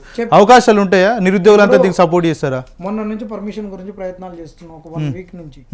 మొన్న హనుమాన్ జయంతి, శ్రీరామనవమి ఇవన్నీ వచ్చేసి దీనివల్ల మాకు పర్మిషన్ దొరక్కుంటాయి అన్నమాట. ఈ వారం కూడా మొత్తం రోజు అదే సెంట్రల్ DCP దగ్గరికి పోయి ప్రయత్నాలు చేస్తున్నాం. పర్మిషన్ దానికి ఏం చేస్తాం, రాలేదనుకో మళ్ళీ కేసులు అంటారు. అదే ఈ కేసులు వేసే నేపథ్యంలో నిరుద్యోగులంతా మీ వెంట వచ్చే అవకాశాలు ఉంటాయి. పర్మిషన్ వస్తే 100% వస్తారు అన్న, 100% వస్తారు, అలా నో డౌట్ 100% వస్తారు. మరి పోలీసులు పర్మిషన్ ఇచ్చే ఉంటుందా? మరి అదే చూస్తున్నాం. మరి ఇదే ప్రజాపాలన, ఇదే రాజ్యాంగ విలువను కాపాడే కాంగ్రెస్ లో అంటే మీరు ప్రెస్ మీట్ అరేంజ్ చేస్తేనే మిమ్మల్ని 2 సార్లు లిఫ్ట్ చేసారు పోలీసులు. అలాంటి పోలీసులు మీకు పర్మిషన్ ఇచ్చే అవకాశాలు ధర్నా అంటే నార్మల్ ధర్నా కాదు మీరు చేసేది, మళ్ళా మేధావులు నిరుద్యోగులైన మేధావులతో చేసేటువంటి ధర్నాకు కోర్టు ద్వారా తెచ్చుకుందాం ప్రయత్నం. ఓకే, ఫైనల్గా ఏం చెప్తారు నిరుద్యోగులకు కావచ్చు, Group 1 అభ్యర్థులకు కావచ్చు? మేము కొట్లాడేది పబ్లిక్ సర్వీస్ కమిషన్ చేసిన లత్కోర్ పనులతోటి. పబ్లిక్ సర్వీస్ కమిషన్ తన యొక్క బాధ్యతను పక్కకు పెట్టి చేస్తున్నటువంటి పనులను మేము ఎండగడుతున్నాము. మేము పబ్లిక్ సర్వీస్ కమిషన్ తోటి డి అంటే డి అంటున్నాం. కాంగ్రెస్ వాళ్ళు ఎందుకు వస్తున్నారు ఇలా? మరి ఇళ్ళకి వచ్చారంటే మీరు ఎంత ఏలు పెట్టారు కాలు పెట్టారు, మీరు అల్లకి ఎంత దూరారు అని చెప్పాలి. మీరు వచ్చి మాట్లాడే ముందు మీ దూరుడుతనం ఏందో చెప్పి నిరుద్యోగులకు చెప్పి మీరు మాట్లాడరు. లేకుంటే ఇష్టం వచ్చినట్టు వచ్చి చెప్పులు తెగుతాయని, వీళ్ళు తాగుబోతులని, వదురుబోతులని, బీఆర్ఎస్ పైసలు, బీజేపీ అని పైసలు దీన్ని మాట్లాడుతారంటే ఊకునేది లేదు. నిరుద్యోగులారా, మన కాడ ఆధారాలు ఉన్నాయి, కలిసి కొట్లాడదాం. కొంతమంది శంకిని ఇల్లు అన్న అప్పుడు కొంతమంది అట్లా అన్నారు కదా, అట్లా కాదు. వ్యవస్థలో మన నిరుద్యోగులు అందరం కలిసి ఉన్నాం. మనందరం అన్నదమ్ముల లెక్క, కచుక్కల లెక్క, అన్నదమ్ముల లెక్క అందరం కలిసి ఉన్నాం. చిన్న చిన్న పొరపాట్లు వస్తుంటాయి. దీనిపైన ఇది నడుస్తున్నప్పుడు ఒక్కొక్కరికి అవగాహన లేనోడు, ఇంతవరకు కోర్టుల చుట్టూ తిరిగిన వాళ్ళు వీళ్ళు ఒక ఆవేదనతో నేను కోర్టు కేసుకి వేస్తాను, అదని ఇదని చాలా ఇబ్బందులు పడకుండా ముందుకు వస్తుంటారు. పాపం వాళ్ళకి అవగాహన లేక డిలేలు చేస్తున్నారు. అలాంటి వాళ్ళను మనం ఒక పెద్ద మనసుతోటే, వయసులో చిన్నోళ్ళైనా పెద్ద మనసులతోటే మనం వాళ్ళను మన్నించి మనం అందరం కూడా కలిసి ముందుకు పోవాలి. పాపం నిన్ననైతే ఒకళ్ళైతే చాలామంది, ఒక 4-5 వాళ్ళు 2 వరకు కూడా మంచి ఆధారాలు సేకరించడానికి నిద్రలు పోకుండా ప్రయత్నం చేశారు. ఇట్లా చేసేటటువంటి వాళ్ళు ఉన్నారు. చాలామందికి వాళ్ళకున్న పరిస్థితుల వల్ల బయటికి రాలేకపోతున్నారు.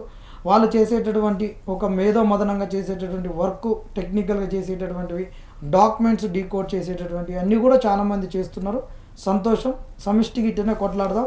కానీ కేసులు వేసే కాడికి వచ్చేసరికి ఇండివిజువల్గా ఆవేశాలతోటి పోగురి మంచిగా ప్రేయర్లు రాద్దామని, మంచిగా పెడదామని, కొద్దిగా డబ్బుల కాడ అటు ఇటు చేసే వ్యక్తులు ఉంటే వాళ్ళతోటి కొద్దిగా జాగ్రత్తగా ఉండాలని నిరుద్యోగులకు సూచన.